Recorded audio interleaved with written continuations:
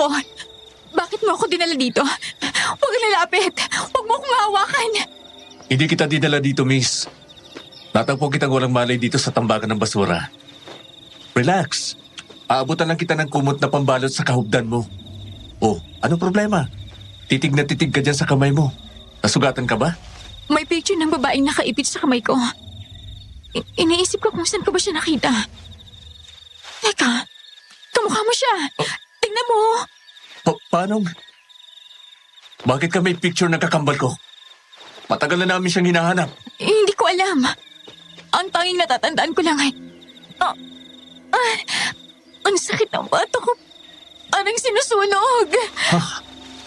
Yang markang yan. Nakita ko na yan. May ganyan din sila. Isa ka sa kanila. Sino ka? Anong ginawa niyo kay Lisa? Naranasan niyo na bang mawala ng kamag-anak? Gaano katagal kayong naghanap? Ang magising sa isang hindi pamilyar na lugar, pagkatapos ay wala kayong suot ni isang saplot. Share niyo naman sa amin ang inyong karanasan. Pag-usapan natin kung bakit ito ang aming pambungad na katanungan sa inyo sa ating upload ngayong araw ay dahil sa yun mismo ang karanasan ng mga tao sa liham na ipinadala sa atin ni Myla. Galing sa norte ang ating letter sender ngayon at ibinahagi niya sa atin ang karanasan ng kanyang kinakapatid na itinago niya sa pangalang Ali. Samahan niyo kaming basahin ang liham niya hanggang sa huling mga kataga at magkasama nating alamin kung ano ang nangyari. Ito ang nilalaman ng sulat ni Myla. Isang maulang umaga sa inyo mula sa northern part ng Pilipinas. Ako po si Myla. 15 taon nang nakalilipas nang may nangyaring hindi pangkaraniwan sa kinakapatid kong itatago ko sa pangalang Ali. Nang minsan ko siyang tanungin, ay inaabot niya sa akin ang isang leather-bound diary na mukhang panlalaki. Nang buksan ko yun, ay tumambad sa akin ang sulat kamay niya. Ganito ang nilalaman noon, March 22, 2010. Madaling araw sa tambakan ng basura. Nasaan ang kapatid ko? Ibalik niyo siya sa amin! Wala akong alam. Maniwala ka.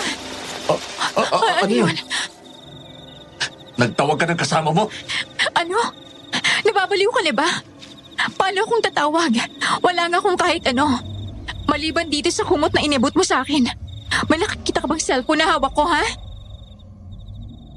Madilim pa ang kalangitan ng mga oras na yon. Pero may ilang nangangalakal ng basura ang nasa hindi kalayuan. Pigil ang hininga naming inabangan kung ano ang may gawa ng mga kaluskos. Isang daga ang lumabas, pero may kakaiba doon. Malaki sa karaniwang mata ng daga ang mga mata noon at parang tao kung makatitig. Sabay kaming napaigtad ni Kael nang umik-ik yun at umaktong lalapitan kami. Pero biglang may dumating. Ay, Jaski kang tao ka, Kael. Sabi mo'y may tutulungan ka lang pero hindi ka na bumalik. Sino itong kasama mo? Bakit ubad? Hinalay mo ba siya? Aling Nene naman. Ayusin niyo nga ang pag-iisip niyo. Alam niyo hindi ako ganung uri ng tao. Bakit ka lumalapit? Anong gagawin mo sa akin? Ay, ano pa nga ba? Kita mo nakala ng kamay ko eh. Di gusto kitang tulungang tumayo. Abutin mo na. Bago pa ako mangala, tuluyan kitang pabayaan dyan. Hindi ko alam kung bakit ako nasa tambakan ng basura. Basta nagising na lang ako na walang kahit anong saplot sa katawan.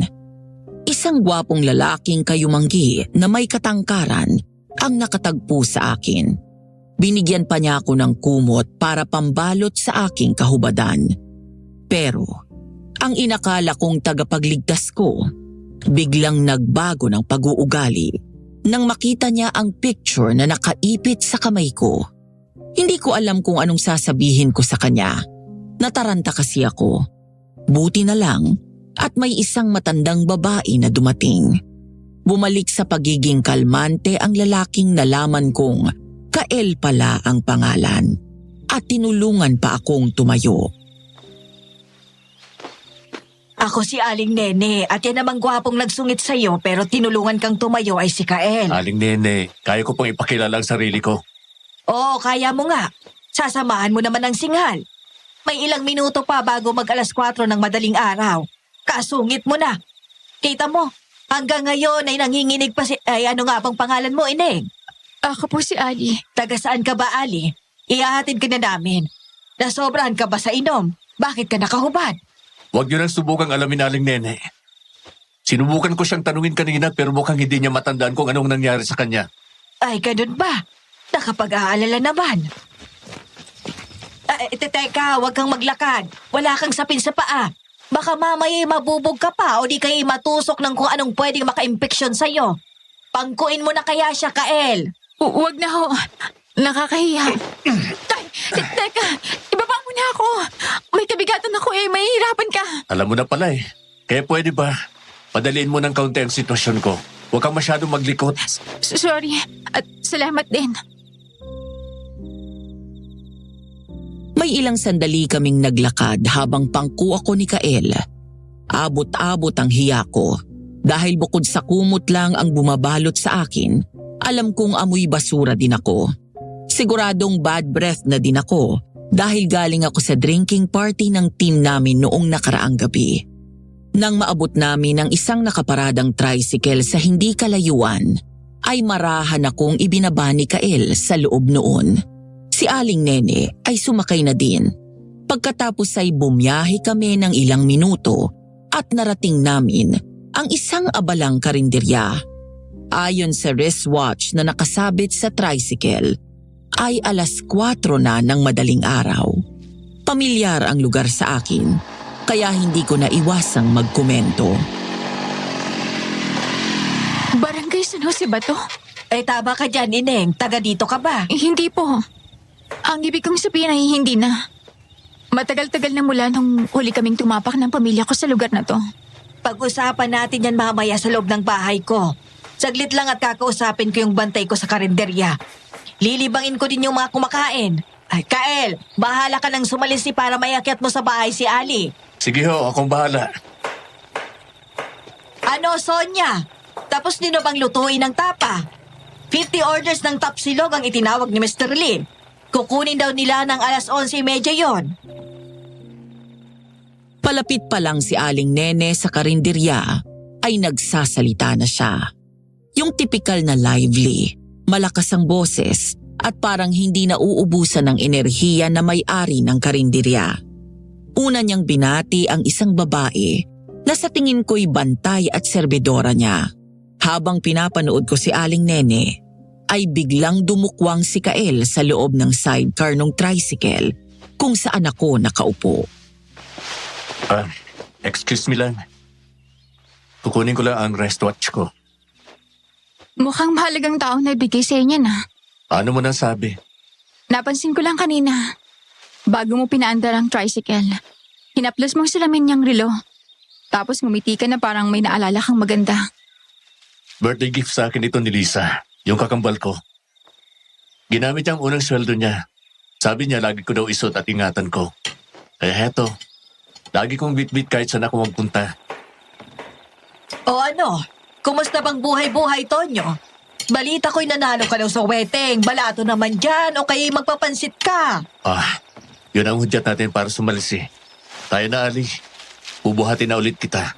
Italok mo itong jacket ko sa ulo mo para hindi makita ng tao ang mukha mo. Habang dinadaldal ni Aling Nene ang kanyang mga customer sa karinderya, ay sumalisi na kami. Pinangku ulit ako ni Kael at umakyat kami sa hagdan na nasa likod ng karinderya. Tumingin ako sa malayo habang paakyat kami. Napansin kong unti-unti nang lumiliwanag. Nang marating namin ang tuktok noon, ay inakala kong pintuan yun ng kwarto. Pero nang buksan yun ni Aling Nene na nakasunod na pala sa amin.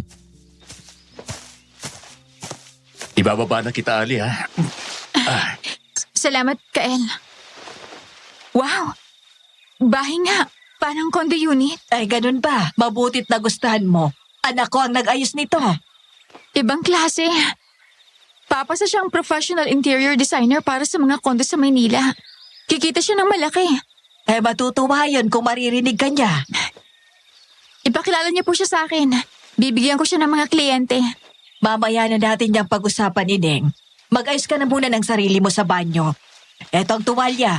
Sinamahan ko na din ang mga damit ng aking si Carol. Yan ang isuot mo. Sa tingin ko'y magkasing katawan kayo. Magkatabi ang banyo at kusina ng bahay. Habang nasa banyo ako, ay hindi ko masyadong na-appreciate yung ganda nun. Sa halip ay binalikan ko ang naging reaksyon ni Aling Nene. Bahagyang kumunot ang noo ko. Aminado kong medyo na-offend ako. Oo, nakuha nila akong walang malay sa tambakan ng basura at wala pang kahit anong damit na suot. Pero totoong may mga contacts ako na mapera at madami din akong pera. Akala ba ni Aling Nene ay puro salita lang ako? Dala ng inis ko ay nakapagsalita ako habang nagbabanlaw ng buhok ko. Akala yata naman ngayon. Basta tambay lang ako na puro hangin lang. Mapera ako, no? Ay, ayan tuloy. Kaka-emote ko, nadali ko yata itong bote ng shampoo. Ha? May tao yata. Ayos lang ako. Nagtatapos lang ako ng paliligo. Ano ba yan? Biglang nawala ng ilaw. Nasaan na ba yung switch? Sino ka? Anong ginagawa mo dito? Ali? Ayos ka lang ba? Sino kausap mo dyan? Pinapacheck ka ni Aling Nene. Parang naririnig ka daw niyang sumisigaw. Pagkarinig ko ng boses ni Kael ay naging malinaw sa akin ang lahat. Walang tao sa banyo maliban sa akin. Nang mamalayan ko yun, bumalik bigla ang ilaw sa banyo at tumambad sa akin ang isang babae na nakadamit ng puti. Hindi ko nakita ang mukha niya dahil sa nakaharang sa mukha niya ang mahaba niyang buhok na gulo-gulo. Sisigawan ko sana ang babae pero bumara lahat ng sasabihin ko sa lalamunan ko nang mapatingin ako sa mga paa niya. Hindi yon nakalapat sa sahig. Bago pa ako makasigaw, ay naglaho ang aparisyon para yung usok na unti-unting nawala. Nanginginig ang boses kong sumagot kay Kael. Oo, nagulat lang ako.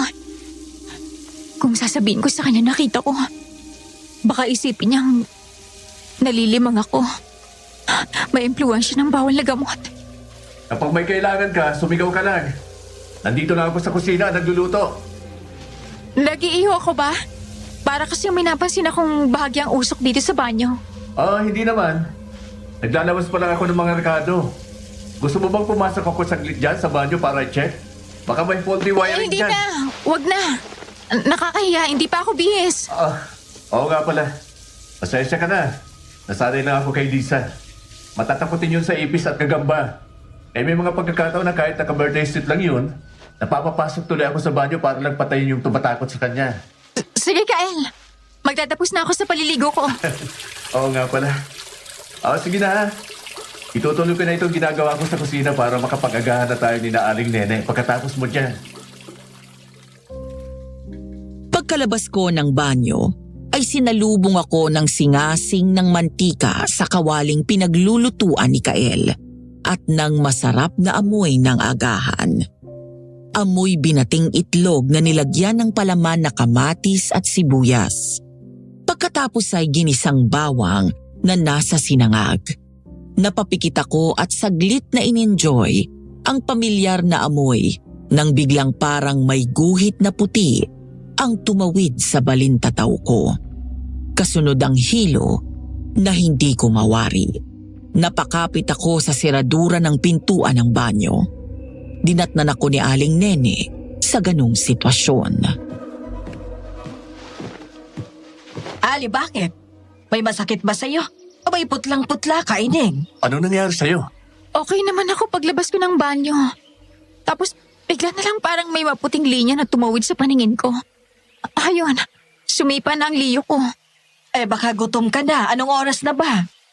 Menos 10 ho, bago mag alas 7 ng umaga. Sumandal ka sa akin, Ali, habang lumalakad tayo papunta sa hapag. Kukuha ko ng electric fan. Itutok natin sa kanya, Aling Nene. Kukunin ko na din yung extra silya para maitaas yung paan niya. Baka vertigo yan. Bibigyan ko din siya ng mainit na ginger tea o salabat.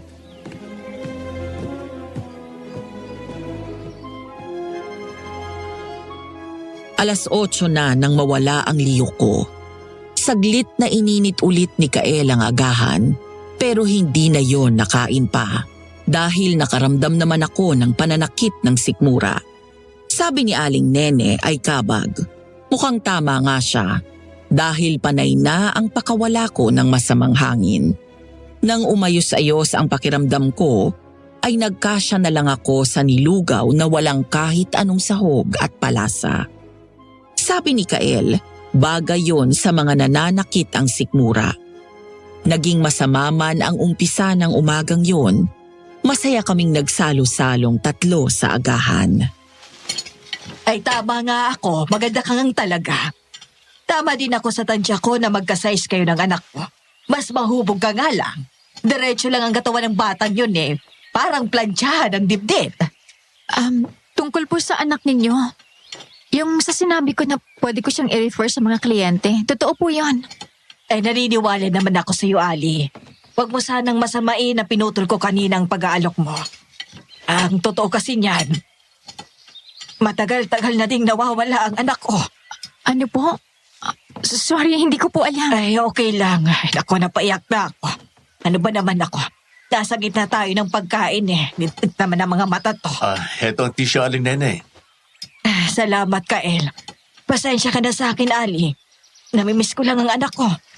Ang sabi ng mga investigador, malabo ko na daw makita ang anak ko. Pero bilang nanay, umaasa pa din ako. Ilang minuto kaming tumahimik saglit.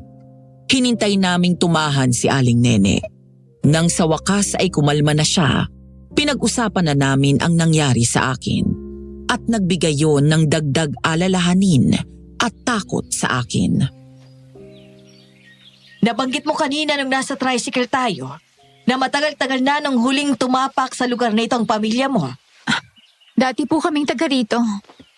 Pero nang magkaroon ako ng pinagkakakitaan at nag-asawa ng ibang nanay namin, lumipat na ang buong pamilya ko sa bahay na nabili ko po sa Quezon City. Ako naman ay may isang apartment sa Taguig Tumutuloy. Taguig, anong ginagawa mo sa tambakan ng basura? Paano ka nakarating dito sa norte? Yan nga po ang pilit kong inaalala eh. Ang tanging natatandaan ko po ay sumama kami kahapon sa isang event na ginanap sa malaking mall sa Pasay.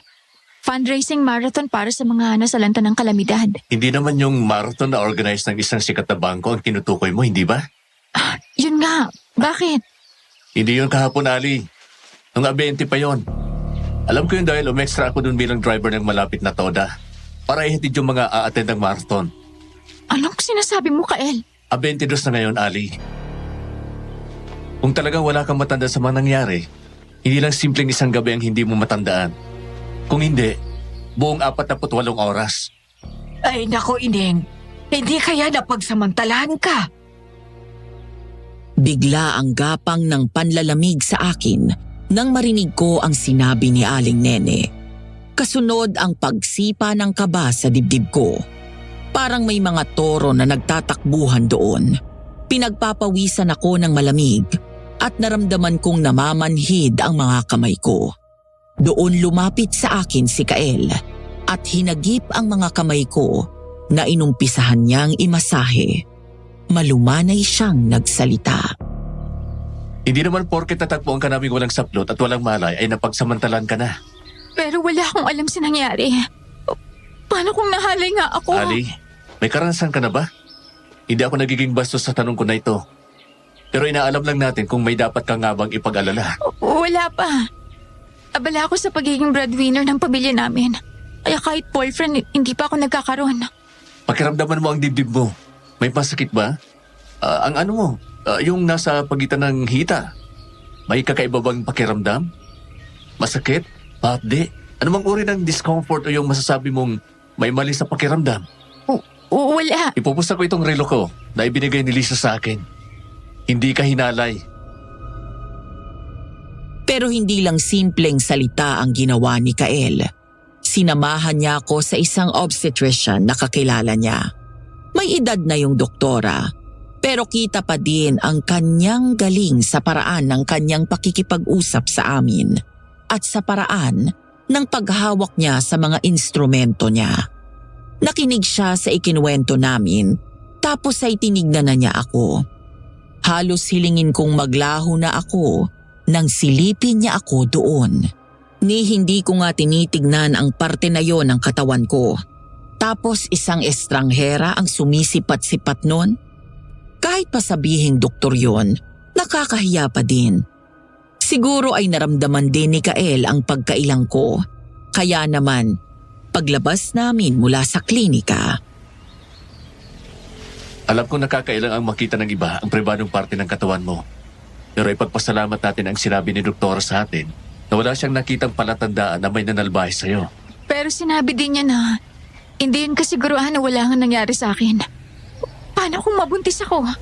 Manampalataya ka sa Diyos. Pakikinggan pa kaya niya ako? Huling dalo ko sa simbahan nung pakumpilan ako eh. Hindi lang naman sa simbahan nandun ang Diyos. Anumang oras, anumang pagkakataon, saan mang lugar nandun siya. Nakikinig, nagmamasid. Hindi niya hahayaang may mangyaring masama sa mga mabubuting tao. Masama siguro akong tao. Baka parusa sa akin to dahil nangyari sa akin to. Aray! Ano't nang mababatok ka? Ang negatibo mo. Oo nga't nangyari yan sa'yo, pero hindi ba't buhay ka? Kaysa sa isipin mo na pinaparusahan ka ng Panginoon, isipin mo kung anong mensahe ang gusto niyang iparating. Anong aral ang gusto niyang matutunan mo? Saglit akong natigilan sa sinabi ni Kael. Tama naman siya. Hindi nga ako sigurado kung may nanghalay nga ba sa akin o wala. Pero buhay akong nakabalik. Siyempre, nandun pa din ang pag-aalala ko na baka pagkalipas ng 2 linggo o ng 1 buwan, baka magpakita ako ng senyales ng pagdadalang tao. Pero ano bang maitutulong ng pag-aalala? Mas mabuti na ang kumilos ako kaysa maghintay. Wala din naman akong maramdaman na kakaiba sa katawan ko. Paghahandaan ko na lang na harapin ang anumang mangyayari sa mga susunod na araw. Siya nga pala, gamitin mo to. Di ko naman ginagamit. Ibigay ko na lang sa'yo. Isulat mo ang mga nangyari mula nang natagpuan ka namin ni Aling Nene. Baka sakaling mauga ang memorya mo at may maalala ka. Salamat, Kael. Matanong ko lang. Kung hindi mo naman gagamitin tong diary, bakit mo binili? Si Lisa, siya ang mahilig sa mga diary. Minsan nagkagusto siya ng diary pero buy one take one, pambabae at panglalaki. Kinuha niya yung pambabae tapos ibinigay niya sa akin. Sabi niya, nakakatulong sa pag-alala ng mga bagay-bagay ang pagsusulat. Alaala pala to ng kapatid mo eh. Itago mo na lang ito at ibang silatan na lang ang ibigay mo sa akin. Kung nandito si Lisa, sigurado akong gugustuhin din niyang gamitin mo yan. Isa pa, baka sakaling may maalala ka na pwede maging lead. Kagaya ni Aling Nene, naniniwala pa din ako at umaasa na makikita ko pa si Lisa. Dahil sa sinabi ni Kael, tuluyan ko nang tinanggap ang bagay na ibinigay niya. Kahit pa wala din akong hilig sa diary. Naniniwala kasi ako na isa lang yung sandata para gamitin ng mga tao ang lihim mo laban sa'yo kung sakaling makuha nila yon at mabasa kung anumang nakasulat. Pero dahil kay Kael at sa desperasyon ko na maalala ang mga bagay-bagay, ginamit ko ang bagay na ito at nagsulat ng mga karanasan ko. Ito ang dahilan kung bakit ako may diary. Pagbalik namin sa bahay ni Aling Nene, Kayo na ba yan, Kael, Ali? Kami na ito, Aling Nene. Kumusta? Anong sabi ng doktor? Walang nakita si doktora. Ay, salamat naman. Aling Nene, may kakilala ba kayong pwedeng mahiraman ng sasakyan? Babayaran ko pag uwi ko sa Taguig. Ali, bukas ka na lumakad. Ipahinga mo muna ang katawan mo. Malay natin. Baka pahinga lang ang hinihintay ng isipan mo para makaalala ka.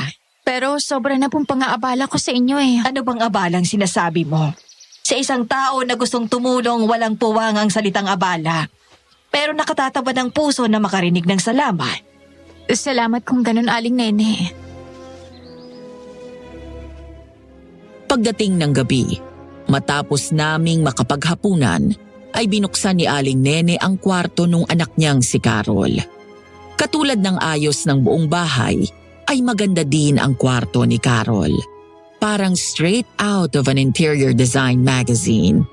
Saglit akong nagsulat sa diary na binigay ni Kael, pagkatapos ay humiga na ako sa kama. Paglapat ng likod ko, ay agad akong nakaramdam ng pamimigat ng talukap ng mata. Bibigay na sana ako sa antok nang makarinig ako ng mga kaluskos sa dingding na tabla noong kwarto. Parang hayop na kumukutkot, nagsisira, gustong makapasok.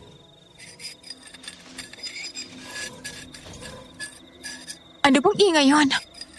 Hoy! Pusa kaya yun? Aba talaga naman. Baka akala nakikipaglaro pa sa kanya. Mabuksan na nga itong bintana para matakot. Nasaan ka bang inayo? Diyos ko po!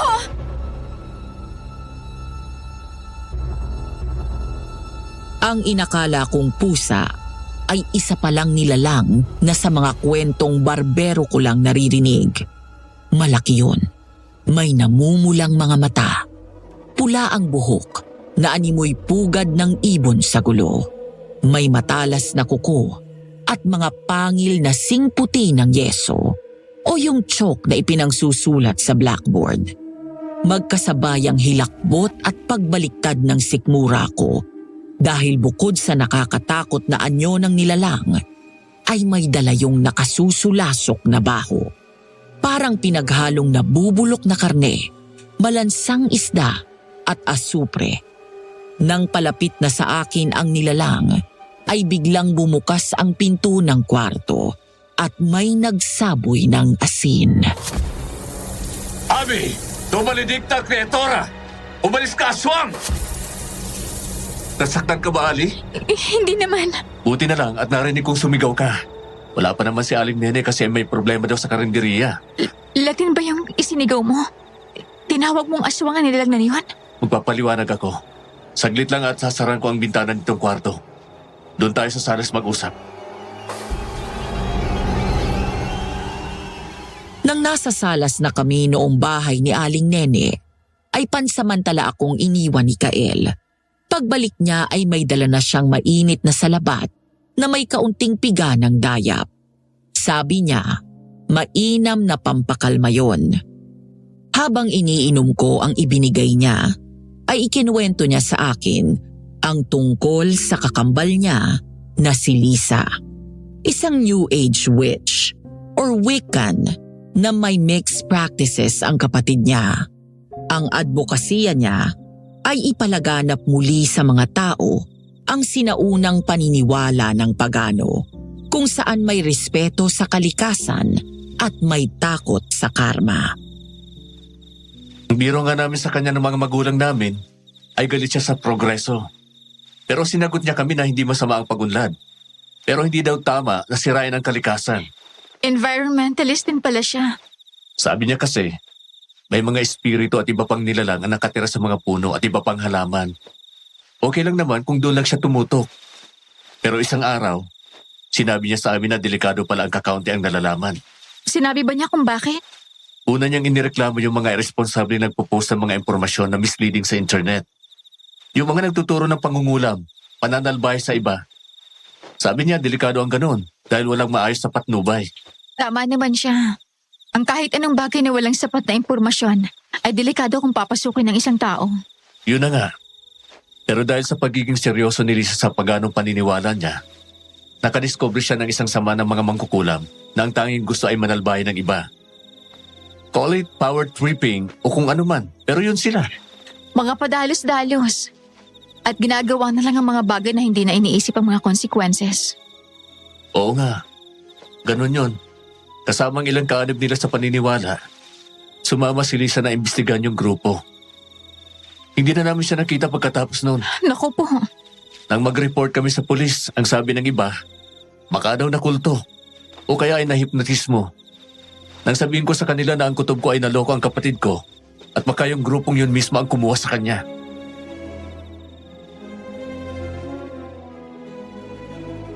Biglang tumayo si Kael at isang malalim na buntong hininga ang kanyang pinakawalan. Pumunta siya sa bintana at tumanaw sa malayo. Larawan siya ng taong nahihirapang sabihin ang gusto niya. Para bang ang sakit-sakit ng karanasan na yon na kahit ang outsider na katulad ko ay dama ang pinagdadaanan niya. Matigas ang tinig niya na may halong pait nang magsalita siya ulit. Nagsitalikuran ng mga pulis. Ang iba ay narinig namin na nagtatawanan. Ang iba tinutuya kami. Doon ko na-realize na hindi kami makakakuha ng aksyon mula sa kanila. Kaya nagsimula akong maging tricycle driver dito. Kung ganon, dayo ka rito? Oo. Pero nang madiscover ko na dito sa norte huling nakita ang kapatid ko, ay lumipat ako dito. Nangangalap ng impormasyon. Suntok sa buwan, alam ko. Pero gusto kong malaman ang nangyari sa kapatid ko. Si Aling Nene. Taga-Pasig siya. Nawala ang anak niya nang magkaroon ng youth camp sa lugar na ito. Aspiring interior designer ang anak niya si Carol. Top of their class. Prodigy siya kung ituring ng mga professors niya. Ikaw, anong pinagkakaabalahan mo? Isa akong lay player sa professional world. Mula nung high school, ako na ang breadwinner ng family namin. Ulila ka? Hindi. Galing ako sa broken family. Kinabit ni Papang kumare nila ni Mama. Si Mama naman, pinatulan ng business partner niya. Hindi forgiving ang mga sosyalera kuno sa mga immoral. Kaya bumagsak din ang kabuhayan namin. Pero bakit ikaw? Kung buhay pa ang mga magulang ninyo. Ilang beses ko din tinanong yan sa sarili ko. At ang tanging sagot ko ay dalawa. Una, kung hindi ako, sino? Mamalas talaga kami kapag hindi ako kumilos. Pangalawa, for my own self-worth. Hindi ko inasahan yung pangalawa mo. Bakit? Dahil baka sarili? Oo, totoo yun. Pero naisip ko kasi, galing na nga ako sa broken family.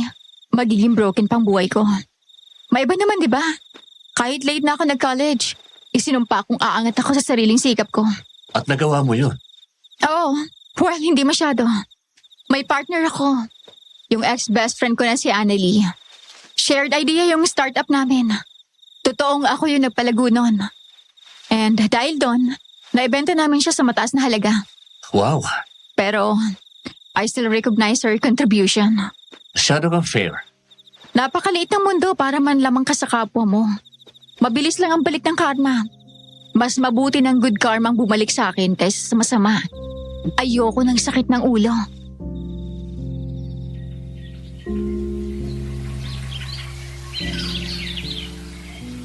March 23, 2010. Sakit ng ulo ang sumalubong sa akin sa pag-uwi ko sa Taguig.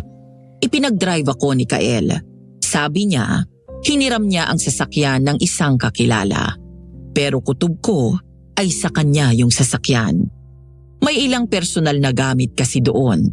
Tanghali na nang makarating kami sa apartment ko. Sinubukan kong itaboy si Kael. Pero nangatwiran siya na baka kailanganin ko ang tulong niya. Naisip kong praktikal ang katwiran niya at hinayaan na lang siyang bumuntot sa akin. Kinatok ko ang landlady ko at malumanay kong ipinaliwanag sa kanya ang nangyari sa akin para mahiram ko ang duplicate ng susi ng unit ko. Yun nga lang. May kasama ka ba sa apartment na inaasahan mong tatawag at magpapaliwanag sa landlady mo? Wala na.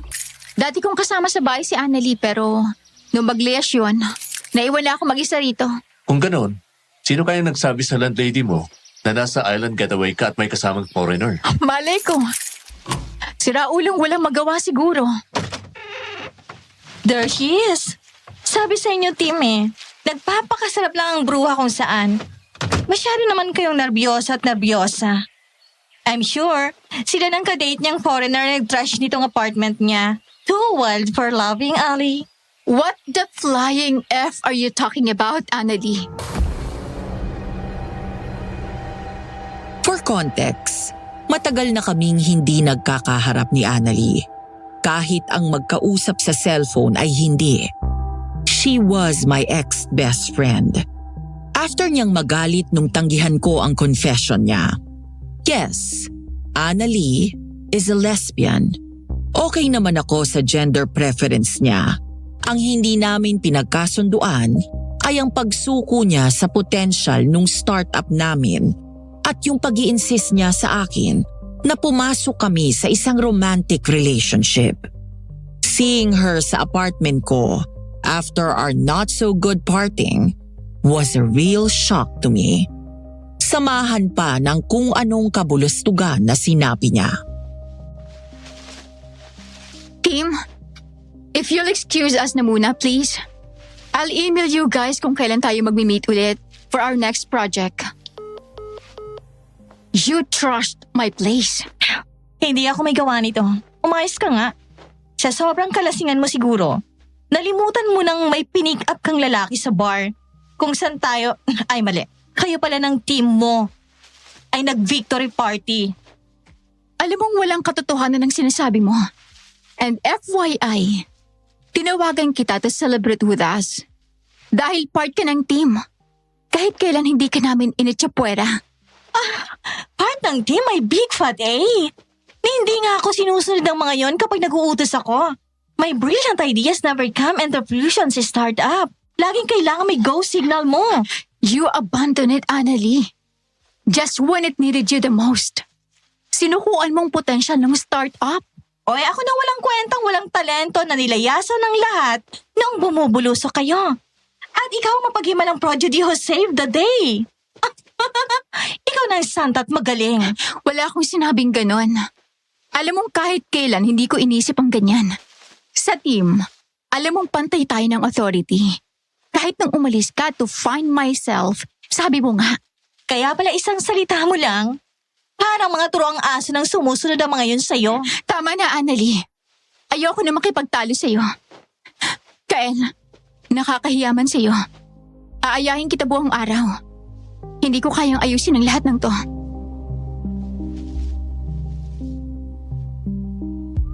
Iniwan ko si Annalie sa living room at kinatulong si Kael sa paglibot ng buong apartment ko na ubod ng kalat at gulo. Parang pinasok yon ng buhawi. Kung tutuusin, ay kaya ko namang ayusin yon. Pero kinakabahan ako na hindi ko maintindihan. Pakiramdam ko kasi, ang lugar na itinuring kong ligtas na lugar ay na-violate at may kung anong masamang puwersa ang nakapasok doon. Nang matapos kaming mag-check, ay papahapon na. Pumunta kami sa kusina para kumuha ng maiinom. Sinundan kami ni Annalie at kinumpronta niya ulit ako. Pasensya ka na, Kael. Inabot na tayo ng hapon. Wala din akong maipamarienda sa'yo. Sabi ko naman, o-order ako sa delivery service. Ayaw mo naman.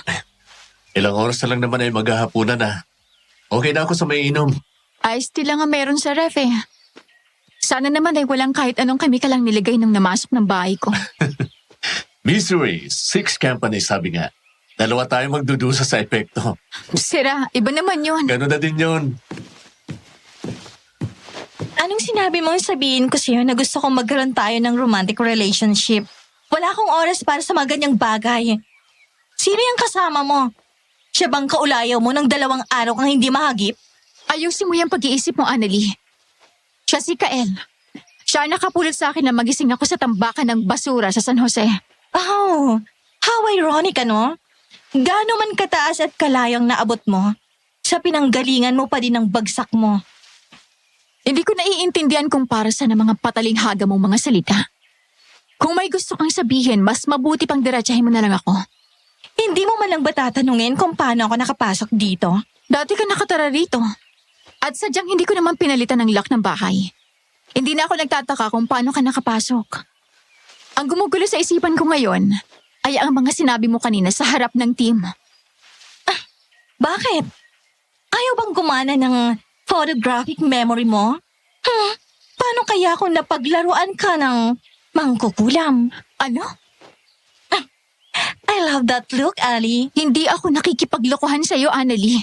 At hindi din naman ako nakikipaglokohan sa'yo nung sabihin ko sa'yong gusto kita. Pero binaliwala mo yon. Anong pakiramdam, Ali? Ngayong ikaw naman ang hindi sineseryoso. Kung may alam ka tungkol sa nangyari sa akin pagkatapos ng victory party natin, nung abente, sabihin mo na. Alam kong nandun ka. Dahil ako mismo ang nagpapunta sa'yo doon. Hindi ko na yung kailangan gawin. Malay mo naman, ngayong umuwi ka na, ay may magpapaalala na sa'yo. Pagkasabi ko noon, ay agad na ding tumalilis si Annalie. Nagkatinginan na lang kami ni Kael at sabay na napabuntong hininga.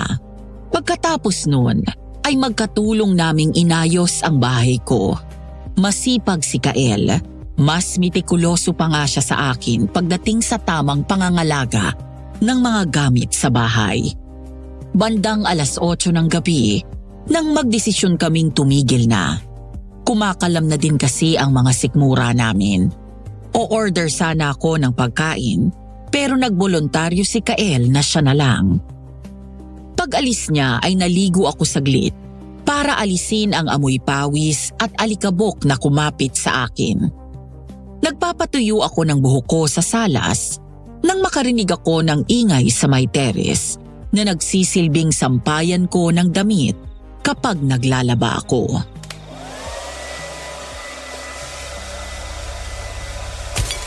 Naku, bumigay yata ang bakal sa sampayan ko. Pero, naglaba pa ako nung nakaraan? Teka nga, matinang kung ano yon. Ano bang... Diyos ko po! Ali, nandito na ako. Grabe palang haba ng pila doon sa... Ali! Inabutan ako ni Kael na kinukubabawan ng aswang at sakal-sakal ako noon. Sa nanlalabo kong ulirat, ay narinig kong isinigaw ni Kael ang pangalan ko. Pagkatapos ay medyo malabo na ang lahat sa akin. Basta nang magkamalay ako, ay nakauna na ako sa kandungan ni Kael at nakahiga sa sopa. Nang tuluyan na akong magising, ay minamigraine na ako at naalala ko na kung ano ang nangyari sa akin. Ang sakit ng ulo ko. Huwag ka na munang masyadong gumalaw. Magpalipas ka muna bago ka bumangon. Kung ganon, hihiramin ko muna ang kandungan mo bilang unan. Abang wala kang malay, narinig kitang umuungol. Nananaginip ka ba ng masama? Kung sana nga lang ay masamang panaginip na lang ang lahat. Pero hindi. Anong ibig mo sabihin? Naalala mo na ang lahat? Ganun na nga, Kael. Kagaya ng nabanggit ko sa inyo ni Aling Nene. Umattend kami ng fundraising marathon sa malaking mall sa Pasay. Hindi dahil gusto namin, pero dahil sa imbitasyon ng buyer ng startup namin. Siguro. Nasa final stage na ang negotiation kaya hindi kayo nakatanggi. Baka nga naman ma-offend at umurong pa kapag hindi nyo pinaulakan yung imbitasyon. Ganun lang nga. Ilang buwan naming trinabaho yon. Diyos ko naman. Kung umurong siya sa last minute, ewan ko na. Magkano ba? 500 million pesos. Ay siguro yayain ako sa Timbuktu nung bibili, isasama ako. 500 million pesos? Just wow! Dream come true para sa mga startup. Pero saan nangyari ang bangungot? Sa gabi ng victory party namin.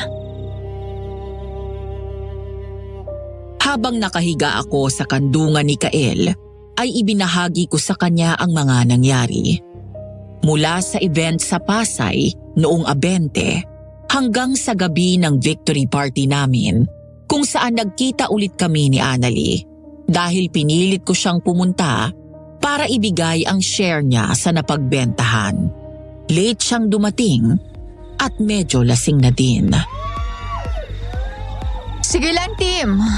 The sky's the limit. Sagot ko ng lahat. Reward natin to sa mga sarili natin for a job well done. Dance and drink the night away. Hala, larga sa dance floor. Enjoy! Pwedeng malasing pero bawal bawasak. Kapag di na kaya, tigil na ha. Yes, job well done. Kayo lang ang magagaling eh. Pinapunta mo ba ako rito para pamukaan? You're so petty, Ali. Annalie? Tumabo yata talaga sa bentahan ng startup ah. Biruin mo? Dito pa sa sikat na club sa BGC kayo nagpabook? Tagumpay ito ng team natin. Inibita kita rito, hindi para pamukaan. Pero para ibigay ang hati mo sa kinita sa benta ng startup natin. Heto, Wow, talaga lang? Ganito kalaki ang share ko? Okay lang ba ito sa team? Na may ganitong halagang matatanggap ang batugang saring ket-ket na katulad ko? kaysa nag-iisip ka ng kung ano-ano, maging masaya ka na lang. Para sa ating lahat ang gabing ito. At para lang sa kaalaman mo, hindi kami ay nag-book sa lugar na to, kundi ang buyer natin.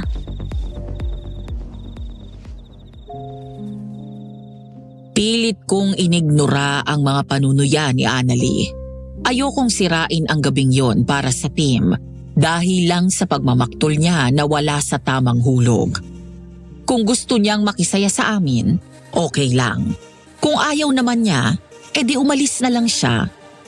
Pero nanatili si Annalie at nang magbalik ang team members namin mula sa dance floor, ay larawan ng isang sibil at kaaya-ayang team leader si Annalie.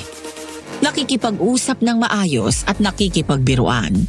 Pero nang maglabas siya ng alak na tinawag niyang celebratory drink, kinutuban ako. Nung natanggap mong tawag mo, Adi, dumaan ako sa Intramuros para bilhin itong inumin na ito. Tara, paghati-hatian na natin. Annalie, alam mong hindi ako umiinom ng alcoholic drinks dahil allergic ako. Tumitikim ka naman ng red wine tuwing Christmas at New Year, di ba? Walang ipinagkaiba ito kahit isang lagok lang, oh. Ibang alak yan. Who knows kung matrigger ang allergy ko? Ako pa naman ang nakatoka na ihatid ang team members sa mga tinutuluyan nila after nitong party natin. Kuripot ka talaga. Bakit hindi ka nalang mag-hire ng driver? KJ ka.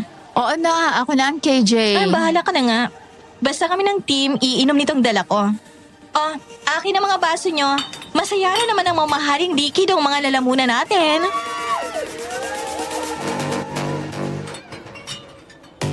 Oo, KJ talaga ako. Paano namang hindi? Iba kasi ang kutob ko sa alak na dala ni Annalie. Isa pa, parang pakiramdam ko may kung anong balak siya. Nang makita ko ang kakaibang kislap sa mata niya. Inisip kong praning lang ako dahil hindi naging maganda ang paghihiwalay namin noong nakaraan. Pero hindi naman masama ang maging maingat. Hinayaan ko sila ng team na mag-enjoy sa dala niyang inumin. Habang ako naman ay nagkasya na lang sa mocktail na in-order ko sa counter.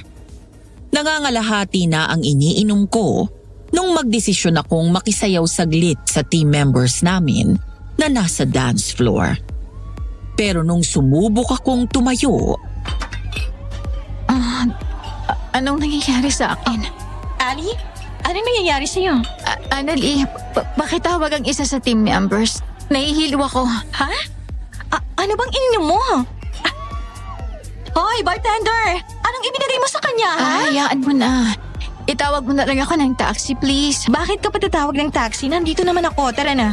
Pero paano ang team? Baka hanapin nila ako. Ako lang magsasabi. Saglit lang.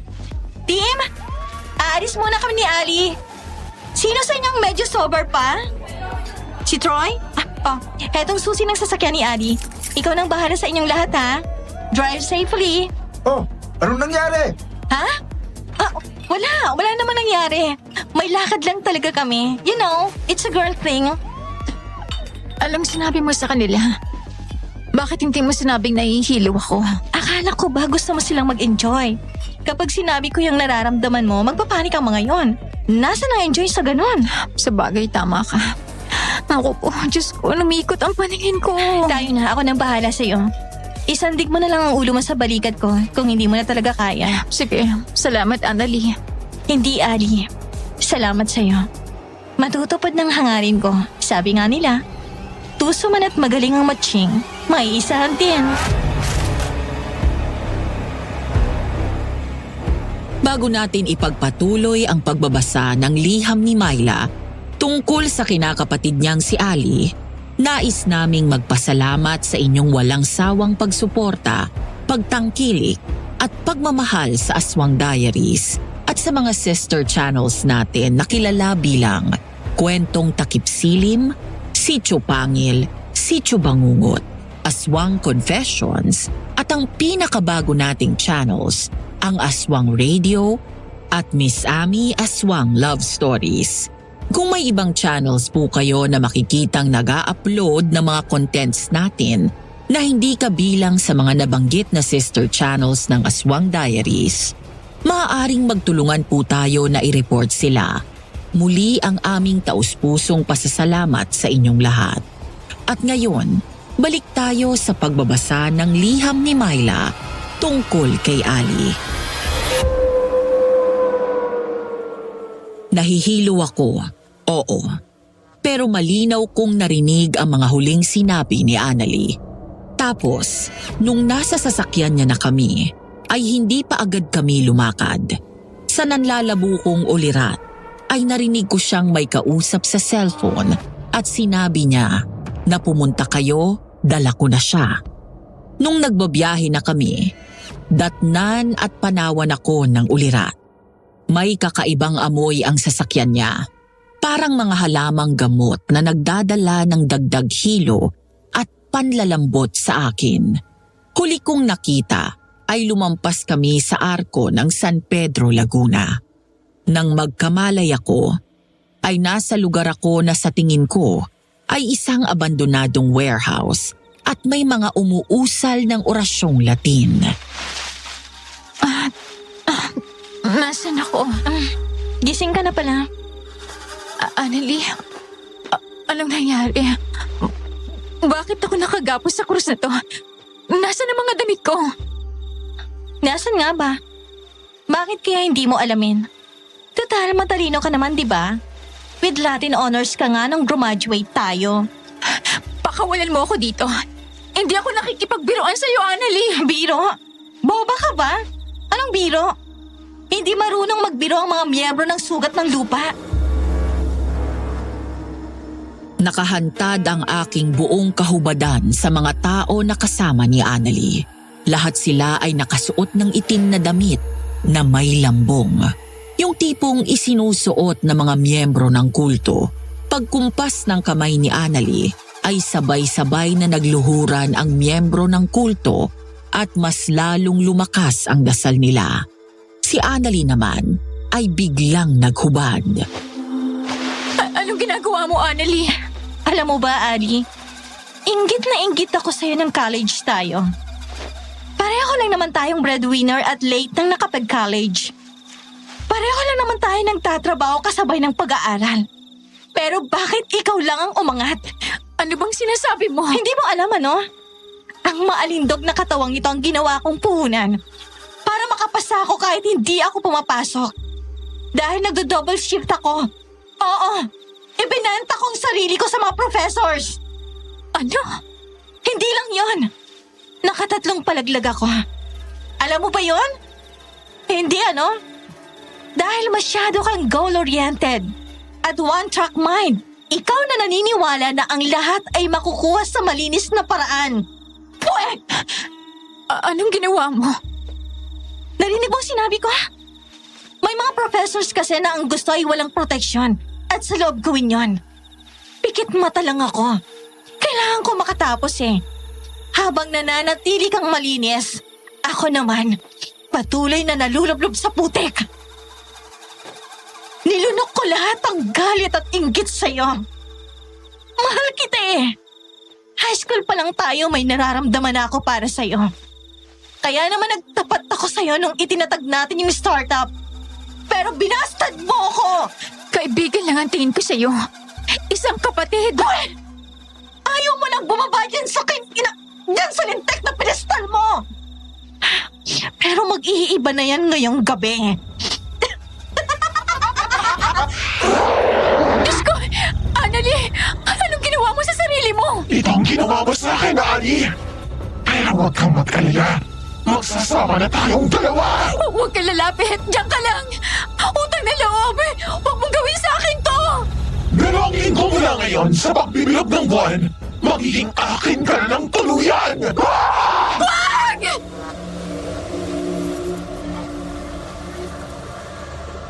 Nang matapos akong magkwento kay Kael, ay tuluyan na akong napahagulgol.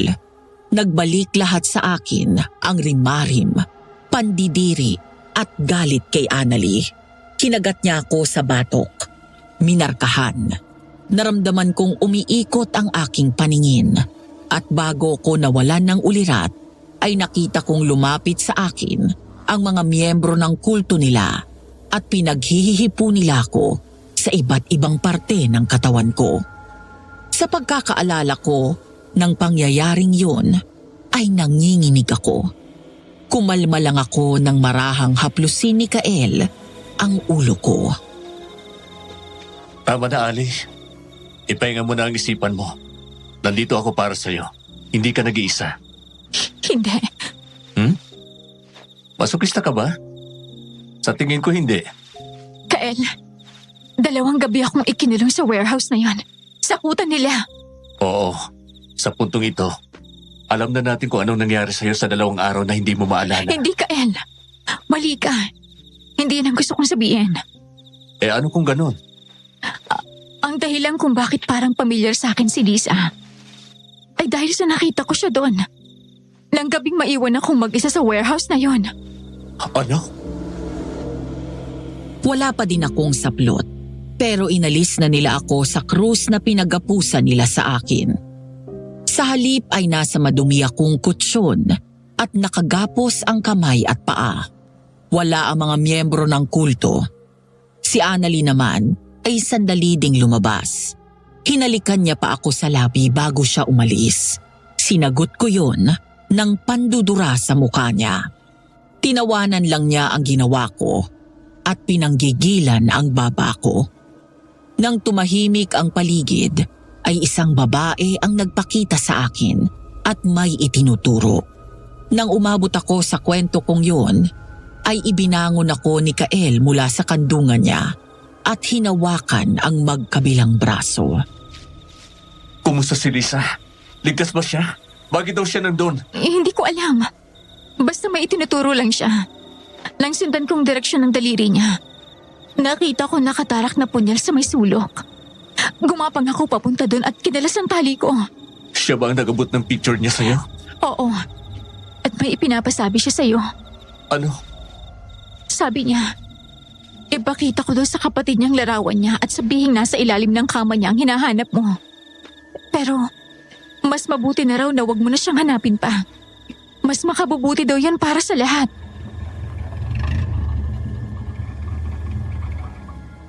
Pagkatapos sabihin sa akin ni Lisa yon, ay nakarinig kami ng pagdating ng sasakyan. Sabay pa kaming napalingon. Walang salita niyang itinuro ang isang maliit na pinto na nasa likod ng tambak ng drum. Wala na akong panahon para makahagip ng pambalot sa aking katawan. Binuksan ko ang maliit na pinto at pagapang akong lumabas. Pagtayo ko ay agad na hinaplos ng malamig na hangin ang aking katawan.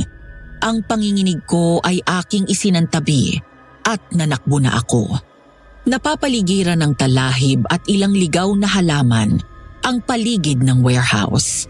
Malayo-layo na ang natakbo ko nang marinig ko ang sigaw ni Annalie.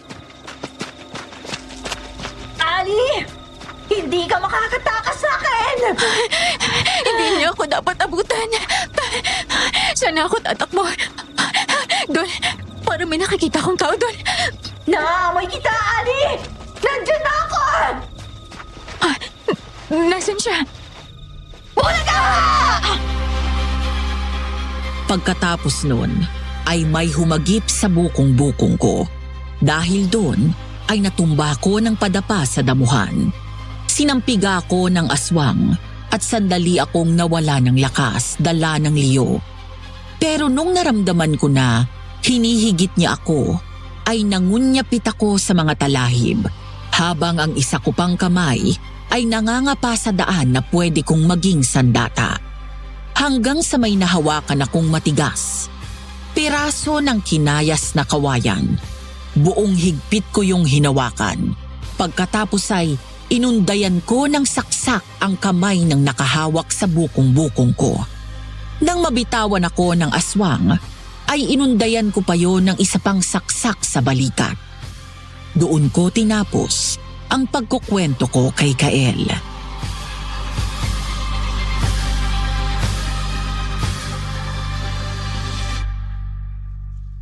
Nagalit siguro yung aswang kaya pinira ko. Sa lakas ng pagkakabira sa akin, humagis ako. At yun ang dahilan kung bakit ka namin natagpuan ni Aling Nene sa tambakan ng basura. Inumaga na tayo.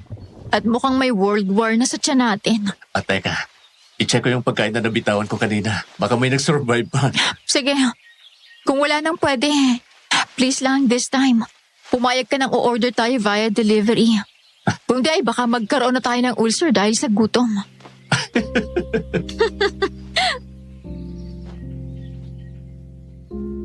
Unfortunately, walang nakaligtas sa take-out na dinala ni Kael. Kaya nag-end up kami sa take-out na naging matagumpay naman. Inimbitahan ko na din si Kael na doon na mag-freshen up sa lugar ko. Kaya naman saglit siyang nagpaalam na lalabas para bumili ng pamalit niyang damit sa malapit na mall. Sakto namang pag-alis niya ay nakatanggap ako ng tawag sa pamilya ko. At hindi yon nagtapos sa magandang usapan. Kaya pagbalik ni Kael sa unit ko, dinatnan niya akong nakatulala sa teres at may hawak na sigarilyong wala pang simbi. Nakabalik na ako. Nandito ako sa tirasa. Nag-iossi ka pala. Bakit mo ngang may pinagdadaanan na yung stick na yan? Ang totoo niyan, pampitong beses ko nang inilalabas ang isang stick na to sa taguan ko. Di pa ako nagyoyosi. Nag-iisip pa lang ako kung susubukan ko. Ginagawa ko ito kapag may mamigit akong iniisip o kaya pinagdadaanan. Dahil? Bagdan ko ito kung kaya ko pa bang dalhin o hindi na. Sisindihan ko lang ang yosi na to at hihititin kapag masyado nang mabigat ang problema ko. Mukhang hindi pa ganun kabigat. Hindi ko pa magawang masindihan eh. May nangyari ba habang wala ako? My mom called. Naka-speakerphone ako dun sa side nila. My siblings also joined the call. At anong sabi nila? Nakakahiya daw ako. Madumi daw akong babae. Na pinuputol daw nila ang ugnayan nila sa akin. Ha? Bakit daw? May anonymous email silang natanggap 2 days ago. Nung gabing walang makakontak sa akin, ipinadala ang mga pictures ko habang walang saplot. At may iba pang kasamang ganun din ng estado. Hindi ba lang ba nila naisip na set up yun? Halika, punta natin sila. At kumprontahin mo. Ipaliwanag mo ang side mo. Bakit pa? Inakusahan na nila ako. Bago pa nila inalam ang totoo. Isa pa, masakit mang tanggapin. Halata akong pera lang ang habon nila sa akin. So much for so-called family. Ay, grabe naman. Grabe talaga. Dahil sa halip na ipahanap nila ako o di kaya ipuntahan dito, hindi talaga nila ako kinontak. Not until natanggap ni Mama ang message na may pumasok ng pera sa bangko niya ngayong araw na to. Ano? Binigyan ko ng half na kinita ko sa startup ang family ko. Nag-transfer ako ng pera sa kanila kanina lang. And then nag-text ako kay Mama and boom! Tinawagan nila ako para sabihin galing sa madumi ang pera ko. Napaka-unfair naman nila. Unfair talaga. Dahil wala daw silang balak ibalik yung pera. Bayad daw sa puri ng pamilya namin na sinira ako. Anong puri yung sinasabi niya? Siya nga yung pumatol sa business partner niya na ngayon ay palamunin niya. Paano kanyan ngayon? Anong paano? Di mabubuhay for myself. I did nothing wrong. Nagsilbi ako sa kanila. Kumita ng pera para sa kanila. Ngayong itinapon nila ako na parang basura? Do they expect me to live a worthless life? No! Natuto silang itapon ako. Matututo din silang hanapin ako kapag kailangan nila ako. Oh, hoy! Anong ginagawa mo? Pagkasabi ko ng ganon, ay dinukot ko ang SIM card ko mula sa cellphone ko at pinutol yon sa 4 na piraso. Pagkatapos ay ibinato ko. Habang minamasdan ko yung mga piraso na nahuhulog, pakiramdam ko nakalaya ako. Mahal ko ang pamilya ko, pero hindi ako doormat. Nung tuluyan nang mawala ang mga piraso ng SIM card na ibinato ko, pumaling ako paharap sa loob at papasok na sana nang maramdaman kong sumasakit ang sugat ko sa batok. Sinapu ko yun at napatulong ko. Agad akong dinaluhan ni Kael. Ang sakit. Ang init ang nararamdaman ko. Nahihirapan akong huminga. Naku, hindi magandang sinyalis to, Ali. Mukhang nagsisimula ng tumalab ang ginawa nila sa'yo. Kung may alam kang may tutulong sa akin, parang awa mo na, Kael, sabihin mo. Ayoko maging aswang. Marami pa akong gustong maabot, mapatunayan. Magsimula tayo sa sinabi ni Lisa sa'yo. Pumunta tayo sa dati naming bahay. Oh, maayos na ba ang pakiramdam mo? Kaya mo na bang bumiyahe? Oo, maayos-ayos na. At kung sakaling hindi, lalakad pa din ako. Dahil kailangan kong labanan ng demonyong gumawa nito sa akin. Ang demonyong si Annalyn. Pero kailangan equip ako. Kaya tara na. Kumilos na tayo bago pa ako tuluyang maging aswang.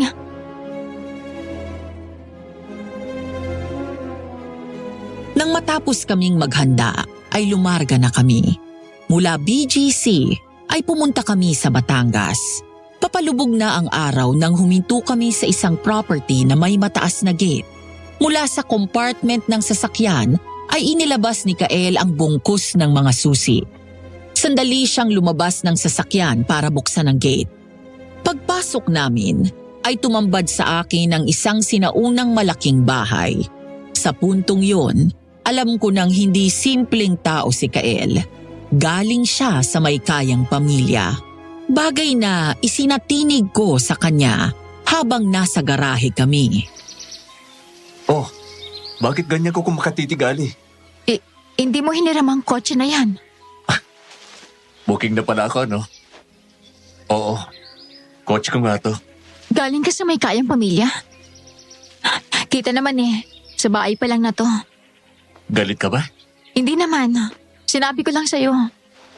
Para lang sa self-satisfaction ko na tama pala ang pakiramdam ko na hindi ka basta-bastang tao na naghahanap ng nawawalang kapatid. Iba kasing galaw mo Qualified na ba para manligaw sa'yo?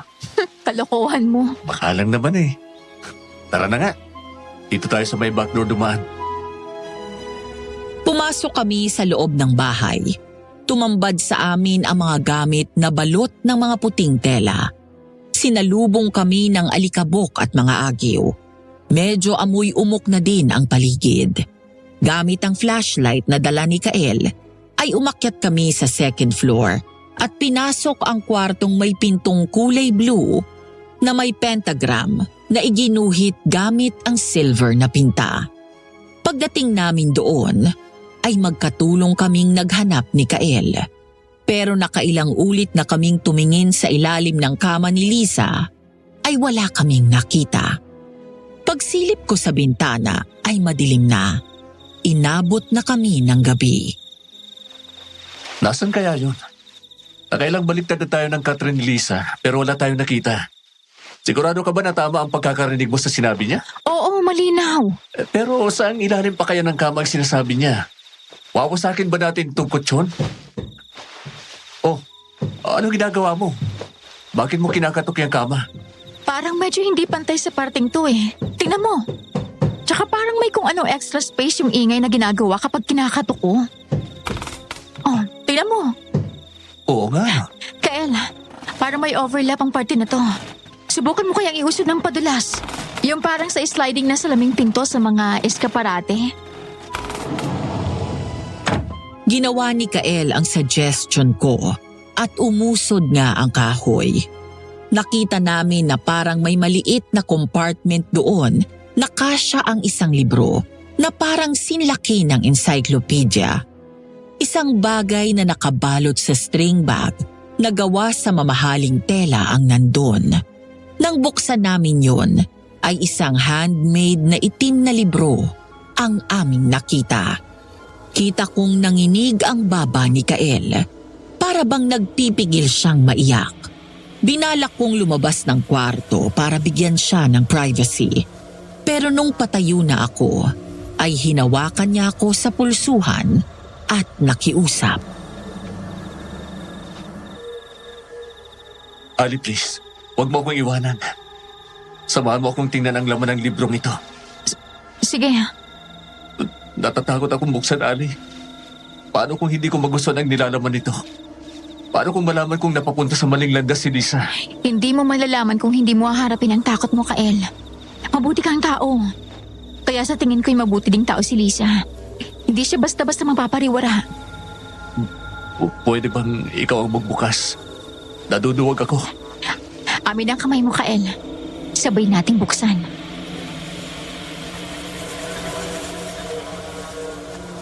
Sa halip na sundin ko ang hiling ni Kael, ay minabuti kong alalayan siya. Ipinatong ko ang likod ng kamay niya sa kamay ko at isinalikop yun doon. Pagkatapos ay iginiya ko yun papunta sa hardbound cover ng libro.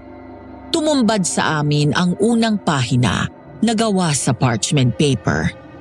Nakasulat doon, para kay Kael, na isinulat gamit ang quill pen.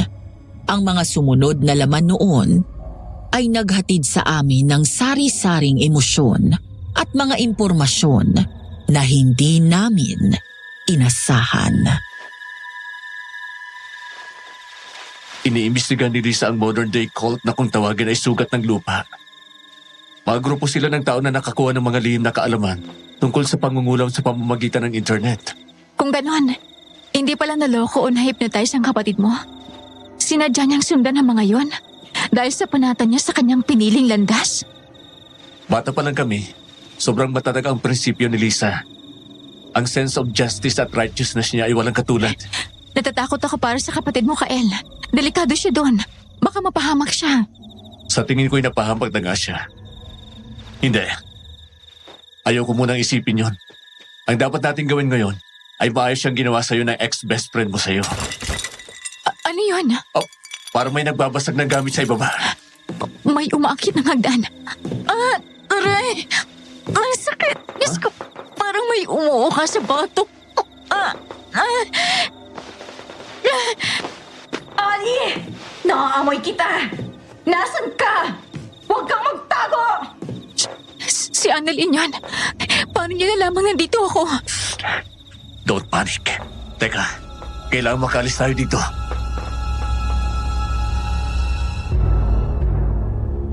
Habang iniisa-isa ng aswang na si Annalie ang pagbukas sa mga kwarto, ay kumuha si Kael ng comforter sa cabinet. Ibinalot niya yon sa akin. Pagkatapos ay ibinato niya ang kutsyon mula sa teres ng kwarto. Ang libro ni Lisa ay inilagay niya sa loob ng t-shirt niya. Pagkatapos ay niyakap niya ako. Saktong bumukas pabalabag ang pinto ng kwarto kung saan kami nandun nang nagpatihulog kami ni Kael. Lumaga pa kami sa kutsyon na hinagis niya. Nasaktan ka ba, Ali? Hindi naman. Ali, makatatakbo ka. Pero hindi ka makatatakas sa akin. Malapit ang kabilukan ng buwan. Nababaliw na si Annalie. Tayo na. Umalis na tayo. Itinayo ako ni Kael at magkahawak kaming nanakbo papunta sa garahe kung saan nandun ang sasakyang dala namin. Kakastart pa lang ng sasakyan ay isang malaking bulto ang bumuglaw sa harapan noon. Ang aswang. Umungulyo ng malakas at sabay kaming napaigtad ni Kael mula sa aming kinauupuan.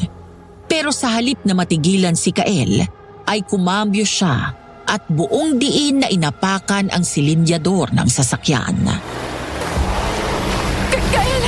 Ayan na siya! Yung seatbelt mo, Ali! Aray ko! Ano nangyayari sa'yo?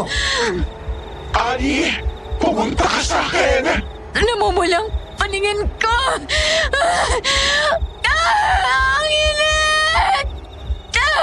Dinggin mo ang boses ko! Heto ang dinggin mo, baliw!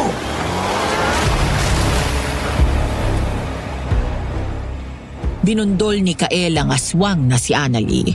Pagkatapos ay pinaharurot niya ang sasakyan palayo sa lugar na yon. Habang palayo kami kay Annalie, ay unti-unti ding nagbabalik ang kalinawan ng isip ko. Nawala din ang init na naramdaman ko sa buong katawan ko.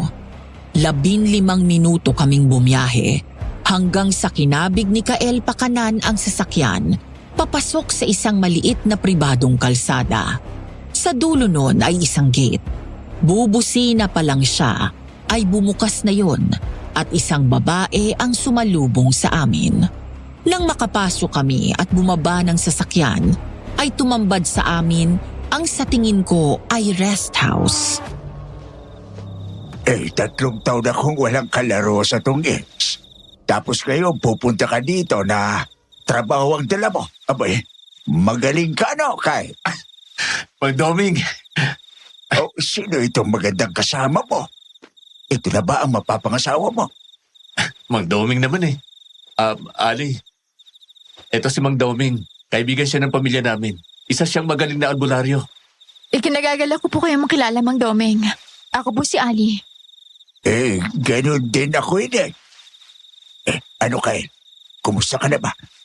Ang totoo niyan, Mang Doming, may sasangguni po kami sa inyo. Sabi ni. At nasangkot ka sa gulo na ito? Nagkagulo ang aking mga gabay. Panay na ang bulong na may problema. Mga 3 araw nang nakalilipas. Yung pala ay ikaw ang magdadala. Pasensya na po sa abala. Ineng, ang desperadong tao na nangangailangan ng tulong ay hindi abala. Lalong hindi dapat humingi ng pasensya. Dito sa lugar ko, malaya kang magpakita ng takot kung yon ang nararamdaman mo. Tulungan niyo po ako. Ayoko po maging aswang. Niyaya kami ni Mang Doming sa kwartong nasa pinakaloob ng kanyang bahay. May sliding door yon na natatakluban lang ng kurtina. Sa sentro nun ay may mata na nakaukit sa malaking patatsulok na bato. Napaliligiran yon ng mga bilog na batong buhay na may mga nakaukit na letra. Sa paligid ng kwarto ay may iba't ibang imahe na sa tingin ko'y mula sa iba't ibang paniniwala.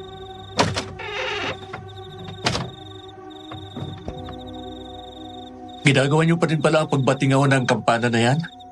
Para saan yun? Kapag pinatunog mo ang batingaw, may anghel na nagkakapakpak. At ang anghel na yon ang magdadala ng iyong panalangin sa kalangitan. Ganun po ba?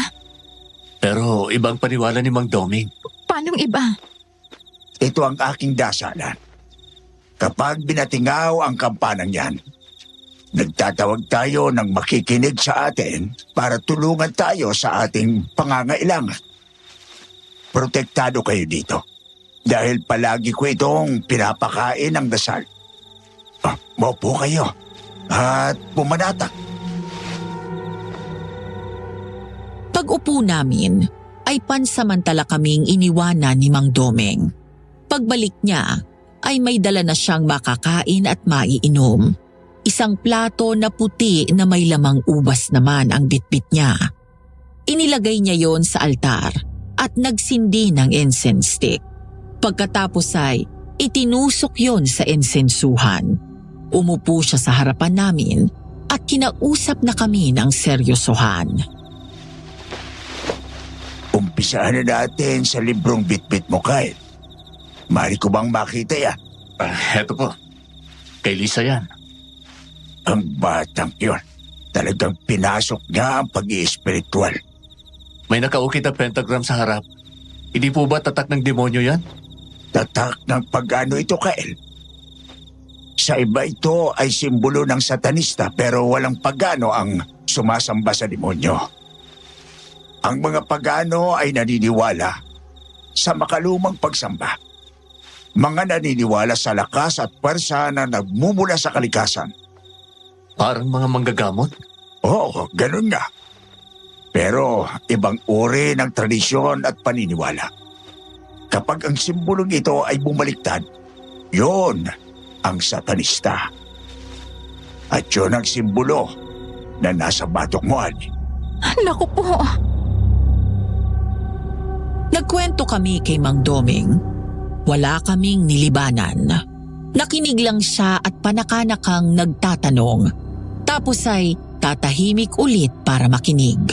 Nang matapos kami, ay iiling-iling siyang nagsalita.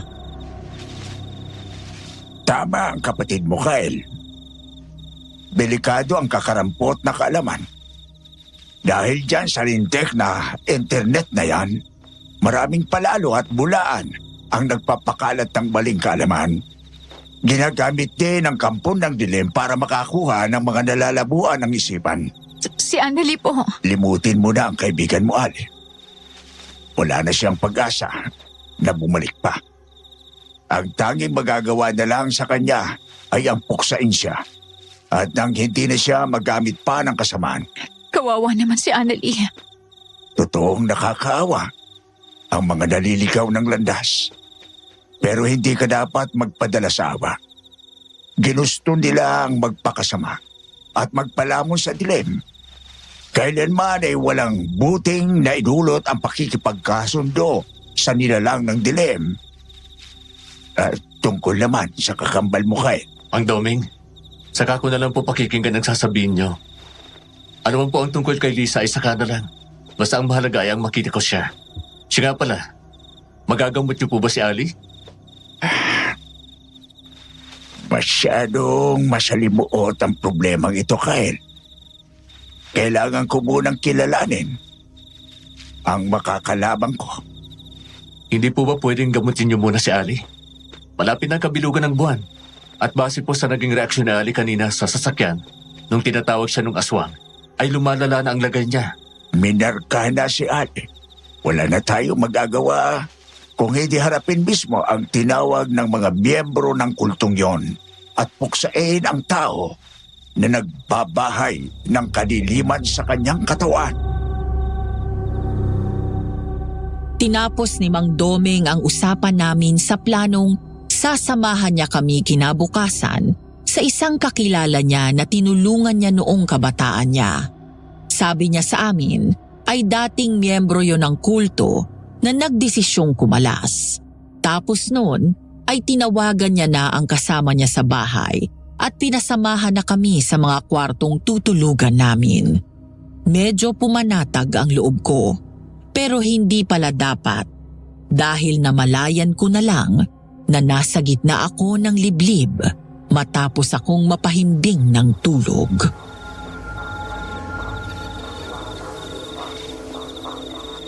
Nasaan ako? Anong lugar to? Isang espesyal na lugar. Annalie? Grabe ka naman. Para ka nakakita ng aswang o makasigaw. Nasasaktan naman ako niyan. Para tayong walang pinagsamahan. Huwag na huwag mong mababanggit ang salitang pinagsamahan. Ikaw ang unang sumira nung nang hayupin mo ako. Ninyo ng mga kasama mo sa kultong yon. Hindi kami kulto. Wala kang alam sa amin. Sa mga pigati namin. Kaming hindi minahal ng pagkakataon at tadhana. Sa pagiging mangkukulam, nagkaroon kami ng laya na makalaban sa kalupitan ng tadhana. Tadhana? Huwag mo akong patawanin, Annalie.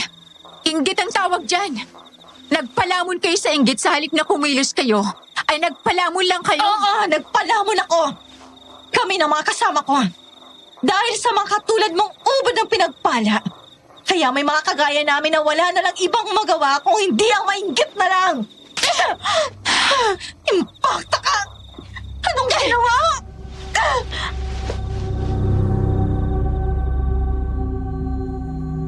Niyakap ko si Annalie ng buong higpit. Isang desperadong galaw na umaasang makaabot ang damdamin ko sa kanya. Isang huling subok na higitin siya pabalik. Si Annalie ang naging karamay ko. Nung nasa pinakamababang punto ako ng buhay ko, siya ang naging inspirasyon ko. Sa tuwing pakiramdam ko, ay gusto ko nang itapon ang lahat.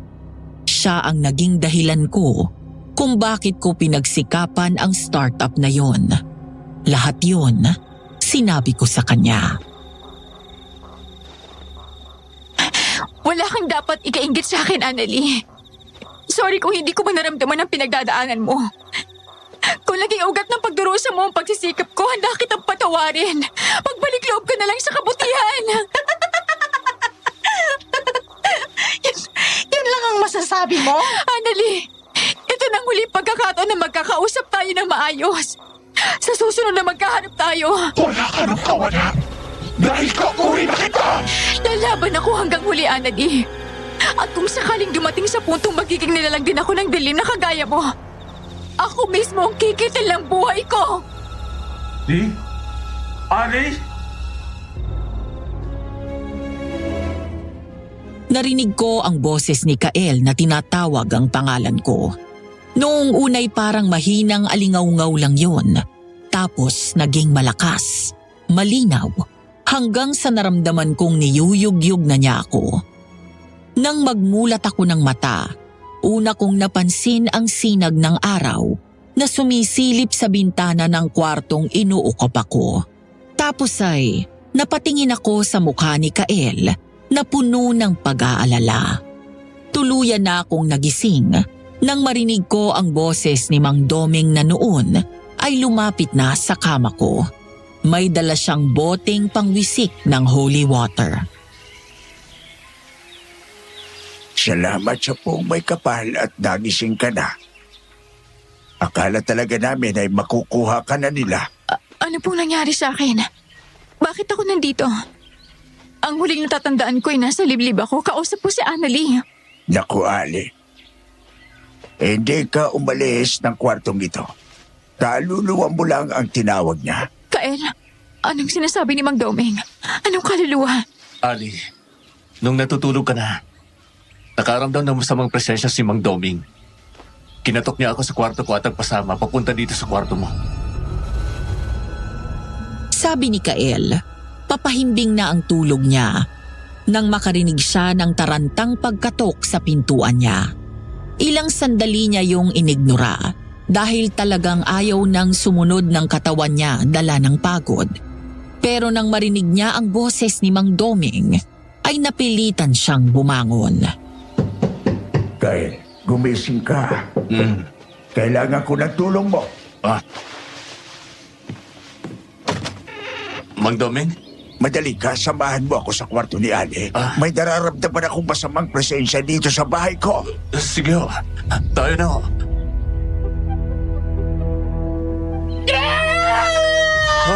Si Ali yun.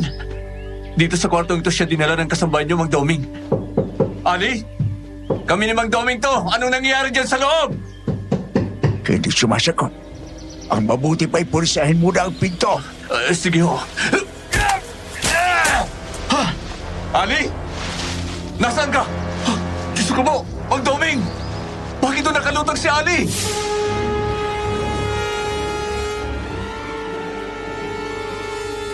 Sabi ni Kael, may ilang pulgada ang pagkakalutang ko mula sa kama at nakatirik ang aking mga mata. Doon na umusal ng orasyong pangontra si Mang Doming. Umabot ang pagpapabalik niya sa akin ng ilang oras. Kaya nang magkamalay ako, ay sikat na ang araw. Kinailangan ang buong pangalan ko sa ritual, pero parehas na hindi nila alam yon. Kaya hinalungkat nila ang bag ko.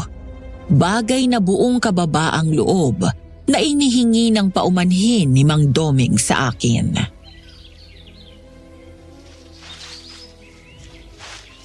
Pasensya ka na sa pakikialam namin sa gamit mo.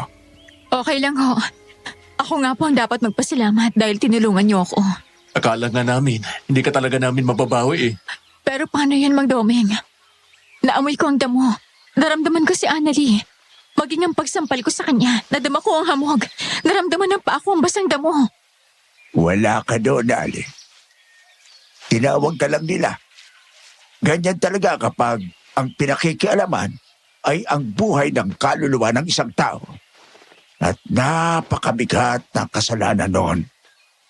Ang sino mang gumagawa ng ganon ay may seryosong plano na manalanta ng kapwa. Mang Doming, turuan niyo po ako kung paano kong lalabanan ng kasamaang to. Oo nga, tinutulungan ninyo ako. Pero gusto ko ding tulungan ang sarili ko.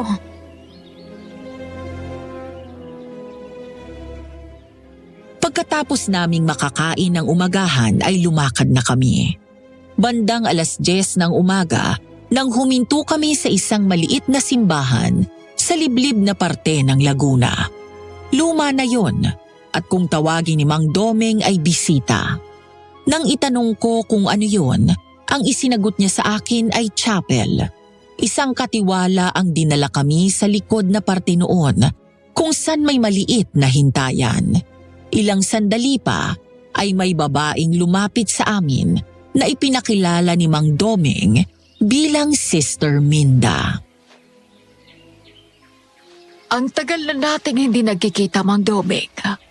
Kukumustahin ko ba kayo o mas tamang itanong ko kung anong sadya ninyo? Itatanong ko sana sa iyo ang tungkol sa bagay na ito. Pag-aari ito ng kakambal nitong si Kael. Isa itong Book of Shadows. Ano ho yun? Isang silbing talaan. Diary ng isang mangkukulam o yung mga piniling isabuhay ang pagiging pagano. Nagsisilbi itong gabay. Tinatawag din itong libro ng lihim na karunungan ng iba. Ang may-ari nito ay... Minda, sa kadalang tao ang tungkol dyan. Alam ko po na mauunawaan ako ni Lisa. Anong maitutulong ko sa inyo, Mang Domeng? Pakitignan ang simbolo na inilagay nila sa batok nitong kasama namin. Gusto ko sanang malaman kung sino o ano ang kaharapin ko. Pagkatapos sabihin ni Mang Domeng yun, ay tumayo si Sister Minda at lumapit sa akin.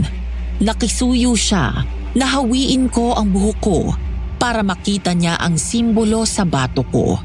At nang makita niya yon, Lako po. Sus Marios, Bakit, Minda? sinong walang pusong gumawa sa'yo niyan, Ineng? Walang kapatawaran. Ano bang ibig sabihin niyang nakabaliktad ng bituin na yan? Hindi simpleng kadiliman ang tinawagan ng gumawa nito sa kanya. Si Beelzebub na siyang simbolo ng pangimbulo, nag-inggit, ng panaghili ang tinawagan nila. Kaibigan niya ang gumawa nito. Ex-best friend. Hindi kaibigan ng isang yon. Kahit pa noong dati ay hindi na kaibigan ang trato sa iyo ng walang pusong yon. Mang Domeng, mapapalaban kayo ng gusto sa isang yan. May mairekomenda ka ba? Katas ng verbena na inihalo sa holy water. Mainam din kung makakakuha kayo ng ilang pakpak ng pabo real. Pabo real? Pikak. Yung parang mata doon ay mainam na panlaban sa masasamang espiritu. Ang pinaghugpong na pinatuyong dahon ng sambong at dahong Maria na gagawing pauso kay mainam din na proteksyon. Salamat, Minda. Napakalaking tulong ang mga sinabi mo. Tama nga ako na ikaw ang makakapagbigay kasagutan sa tanong namin. Huwag na muna kayong magpasalamat sa akin, Mang Domeng. Kailangan niyong magmadali. Nalalapit na ang kabilugan ng buwan. Kapag nangyari yon, hindi na ninyo maililigtas yung kasama ninyo.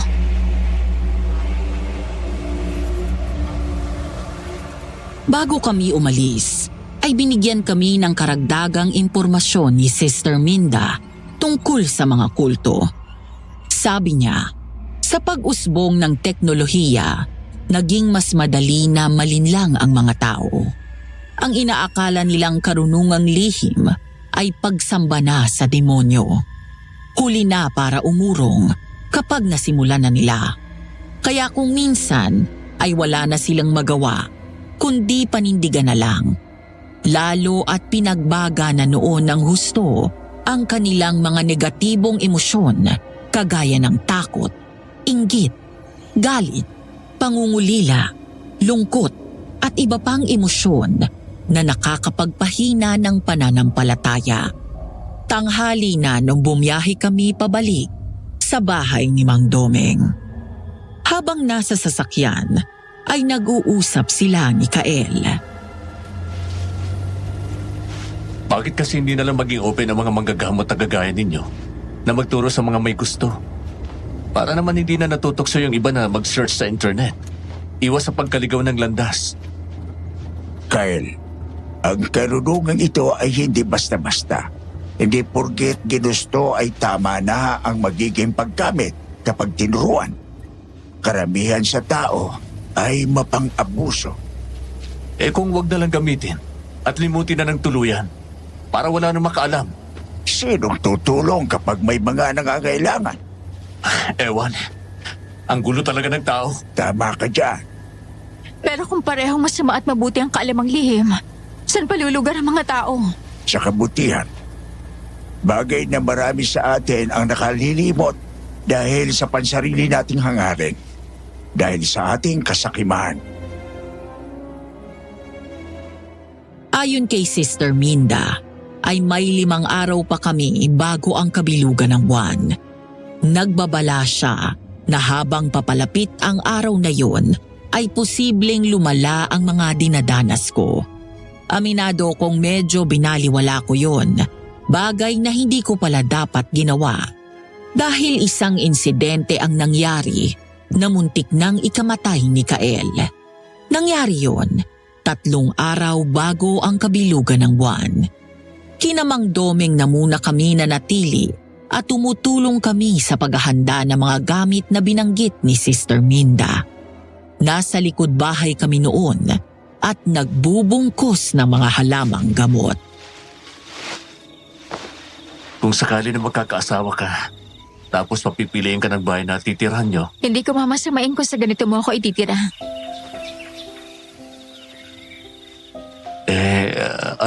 kasi Trip-trip lang ba kaya mo ako tinatanong? Mali ba ako ng basa sa mga senyalis na ipinapakita mo? hindi naman. Medyo nabigla lang. Maikli lang ang buhay, Kael. Di natin alam ang maaaring mangyari. Pwedeng ikamatay ko ang pangyayaring to. At least alam mo nang reciprocated ang feelings mo. Ang morbid mo namang mag-isip. Nagiging makatotohanan lang ako. Ayokong dadalaw ka sa pundod ko at tsaka kaiiyak. Mahal kita. Hindi ko lang nasabi. Tapos tutuluan mo ng uhog, luha at laway ang pundod ko. Yak! Hihigitin talaga kita. Uy, grabe ka naman. Kung gagawin mo yun, magdala ka ng tissue Huwag kang dugyot na sa t-shirt ka magpupunas ng mukha mo. O talaga. Para biro, Ali. Gagawin ko ang lahat para makaligtas ka. At ipinapangako ko sa'yo na hindi ako mamamatay. Ang pagit na iniligtas kita tapos sa iba ka lang mapupunta. Mumultuin ko kayo ng lalaki mo.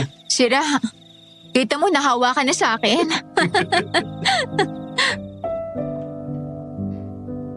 Matapos ang biruan namin, saglit na nagpaalam si Kael na papasok na muna sa loob. Naiwan akong mag-isa. Nakaramdam ako na medyo inaantok ako at parang may naririnig akong mahinang orasyon sa ibayo. Kaya sandali akong sumubsob sa lamesa. Nagising na lang ako na nasa lapag na kami ni Kael. Nakakubabaw ako sa kanya at sinasakal ko siya habang may mabangis na ungol ang nanggagaling sa akin. Ali, ako ito. Si Kael. Ali, labanan mo yan. Hindi ikaw yan. Ready at sensumtum! Magbalik ka sa iyong katinuan! Anong nangyari? Kael? Diyos ko po, anong ginawa ko? Nilukubang ka ng masamang puwersa, Ali. Pasensya ka na. Sa tingin ko ay kasalanan ko. Ano pong ibig niyong sabihin, Mang Domeng, na kasalanan ninyo? Sinadya kong bawasan ang pagkain ng dasal sa baluti ng aking lugar. Ang sabi ni Minda ay hindi pwedeng hindi ka susundan ng nanumpa sa iyo. Sa nagbigay ng marka mo sa batok, minaliit ko ang lakas ng puwersa nila. Kung ganun, Mang Domeng, ako man na may kasalanan din. Binaliwala akong babala ni Sister Minda at nagpabaya sa bilin niyong pagdarasal. Makasingit na nga sa inyo. Baka gusto mong umalis sa pagkakakumbabo sa akin, Ali. Ha? Baka ibang haliwa ang problema natin kapag nagkataon.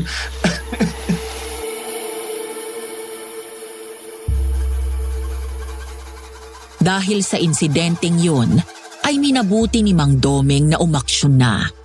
Kumbaga, kami naman ang gagalaw na opensiba. Pinauwi na muna nila ako sa bahay ko para kumalma. Siyempre, may mga padalang pananggalang si Mang Doming. Halo ang kumpiyansa at kaunting kaba ay bumalik ako sa aking apartment para kumuha ng ilang gamit. Si Kael naman ay nangakong susundan agad ako. May dadaanan lang siya sa Quiapo na iniutos ni Mang Doming. Bandang hapon ay handa na akong bumalik sa bahay ni Mang Doming. Hinihintay ko na lang si Kael. Magkausap pa nga kami sa telepono habang nakatambay ako sa teres. Nasaan ka niyan? Para mahangin ah. Nasa terasa lang, nagpapahangin. Let me guess. Hawak mo na naman yung Yossi na hindi mo sinisindihan. Tama ka. Maililangan ka pa sa pagharap kay Annalie. Buo ng desisyon ko, Kael. Iniisip ko lang kung kaya ko pa bang maging mabuting tao pagkatapos ng lahat ng to. Sabihin na lang natin na natatakot akong matapunan ang sarili ko na masaya kapag napuksa na natin siya. Sa bigat ng ginawa niya sa'yo, tingin ko naman ay hindi yun katakataka. Hindi ko pa rin gusto maging halimaw na katulad niya. Hayaan mo, kapag nakita kong tawang demonyo ka, kakaltukan kita. Grabe naman sa kaltok. Huwag kang mag-alala kapag umaray ka. Bibigyan na lang kita ng yakapsul at kispiring. Ew! Tunog lolo. O paano? Bye na muna. I'll see you soon. Sige, ingat ka. Pagkatapos ng tawagan namin ay pumasok na ulit ako sa loob at inilagay ang Yossi sa mukhang inapi ng panahon na lalagyan nun. Pero hindi ko inasahan na sa saglit na pagkakahiwalay namin na yon ay masasalisihan kami. Walang ibang pwedeng sisihin kundi ang katangahan ko. Pagpatak ng 6:00 ng hapon ay may kumatok. Sa halip na silipin ko ang peephole, ay masaya kong binuksan ang pinto sa pag-aakalang si Kael ang kumakatok. Bigla na lang ay hinablot ako nang napagbuksan ko ng pinto at akmang tatapalan ako ng panyo. Umigpaw ang isang kamao ko at binigyan ko siya ng isang straight. Kinabig ko pasara ang pinto pero naiharang agad nung tao ang paa niya. Sa tingin mo ba, porket marunong ka ng manlaban ay matatakasan mo ako ng ganun kadali? Hindi! Annalie! Ang galing mo magtago, ha? Hindi ka namin matagpuan ng nakaraan.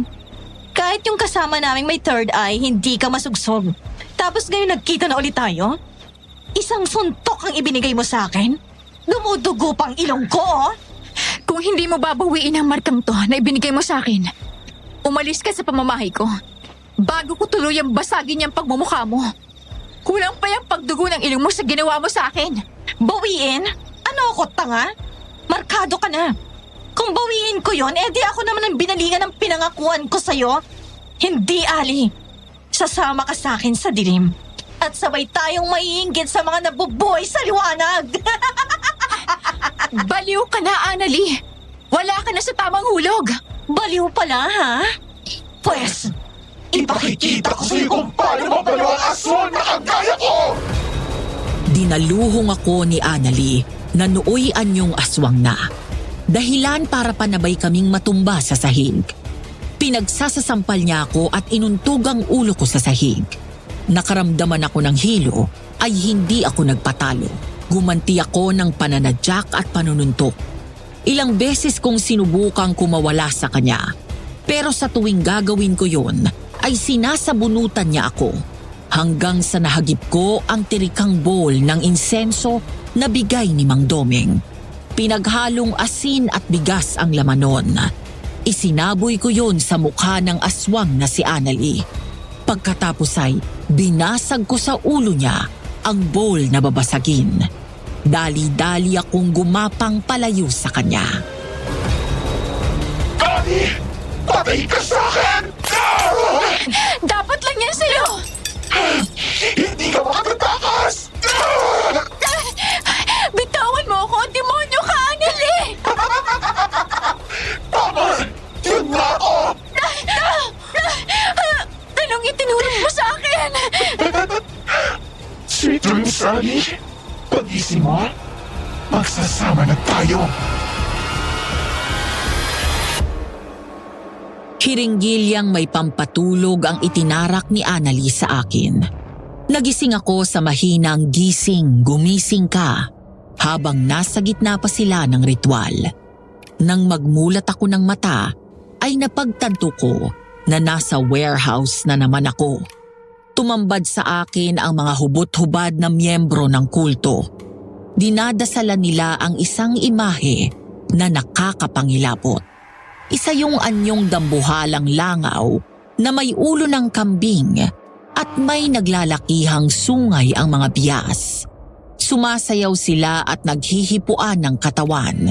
Si Annalie naman ay sensual na ikinikiskis ang sarili niya sa ribulto. Iniisip ko kung paano makakawala nang biglang may sasakyang gumiba sa bakal na pinto ng lugar. Ali! Ali, nasan ka? Nandito ako, Kael!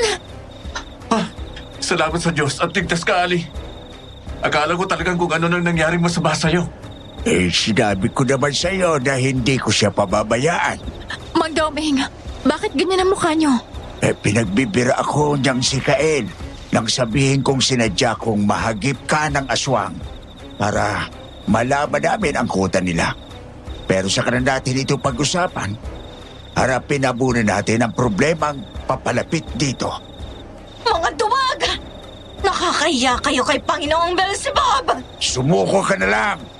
Iniiwan ka na ng mga kasamahan mo! Susuko! Anong katarantaduan ang sinasabi mo, tanda? Ang alagad ni Beelzebub ay hindi alam mo sa likod niyan! Nag-anyong aswang si Annalie at nagharap sila ni Mang Domeng. Habang si Kael naman ay mabilis na kinalas ang mga tali ko. Saktong malaya na ako nang makita namin na nasampiga ng aswang si Mang Domeng. Humagis ang matanda sa tambak ng mga drum. Agad na bumunot si Kael ng punyal na gawa sa kawayang pinatulis. Nagpambuno sila ng aswang. Papatayin kita! Subukan mo lang! Lapit aswang at ang maundaya na kita! Lalabas ang bangkay sa lugar na ito! Hindi ka makakaisa sa akin! Patay ka na! Hindi mo magagawa yan! Hetong sa'yo! Ano ito? Anong inilagay mo sa ulo ko? Nangihina ako! Panginoong Beelzebub!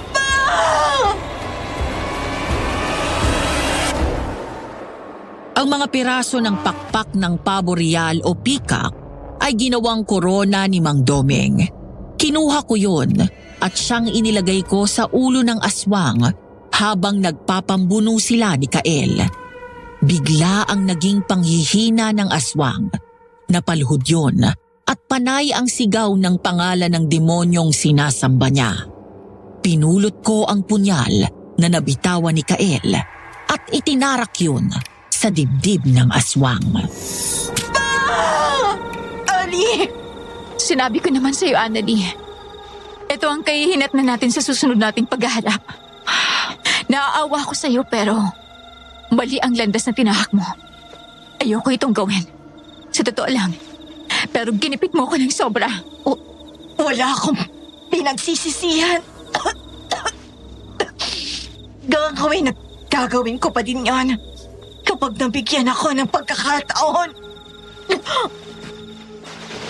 Ale, malapit na bubilog ang buwan.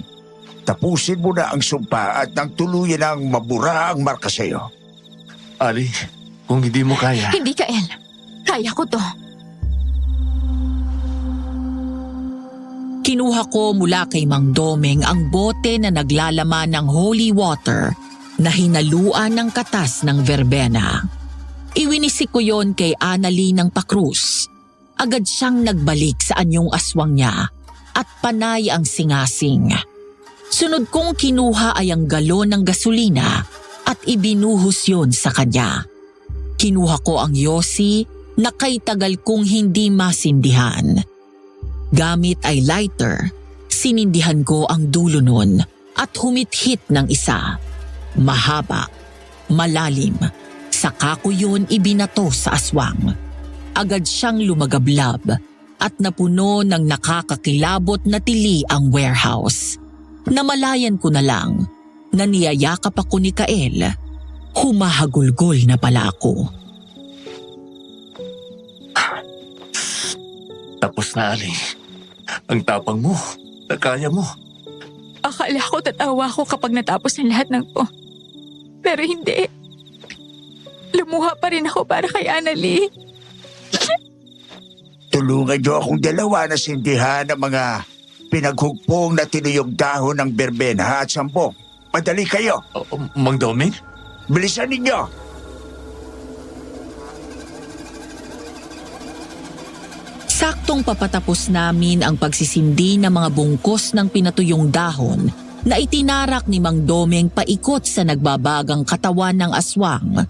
Biglang naglabasan ang malalaking bangyaw. Pero bago pa nakalipad palayo ang naturang mga insekto, ay naglagapakan ang mga yun at naging abo. Pinatay sila ng usok na nagmula sa mga pinatuyong dahon ng verbena at sambong. Ngayon, talagang tapos na. Tingnan ninyo, sumisikat ang araw. Hindi pa tapos, Mang Domeng. Anong ibig mong sabihin, Ali?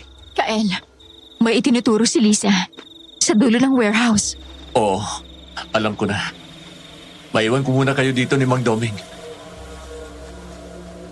Pumunta saglit si Kael sa sasakyan. Paglabas niya ay may dala na siyang pala. Walang kibu siyang pumunta sa pinakadulo ng warehouse at naghukay. Ilang sandali pa ay narinig namin siyang humiyaw, yung uri na tagos sa puso. Naghihinagpis, nagluluksa. Pupuntahan ko sana siya, pero pinigilan ako ni Mang Domeng. Lisa!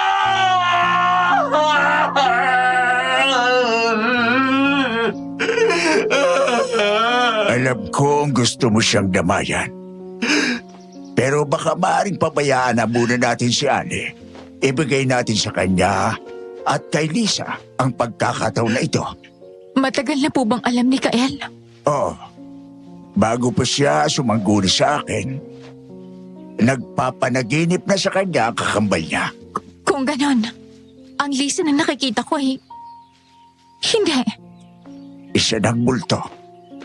Pinili ni Kael na lukuhin ang sarili niya para hindi siya sukuan ng paghahanap sa nawawala niyang kapatid. At ngayon nakumpirma na nga niya. Nabigyan laya na siya na ipagluksa ito.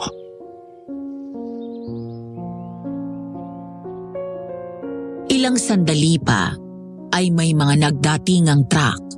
Kakilala ni Mang Domeng. Oo, medyo cover up ang nangyari para hindi na lang makaladkad ang pangalan ng pamilya ni Kael.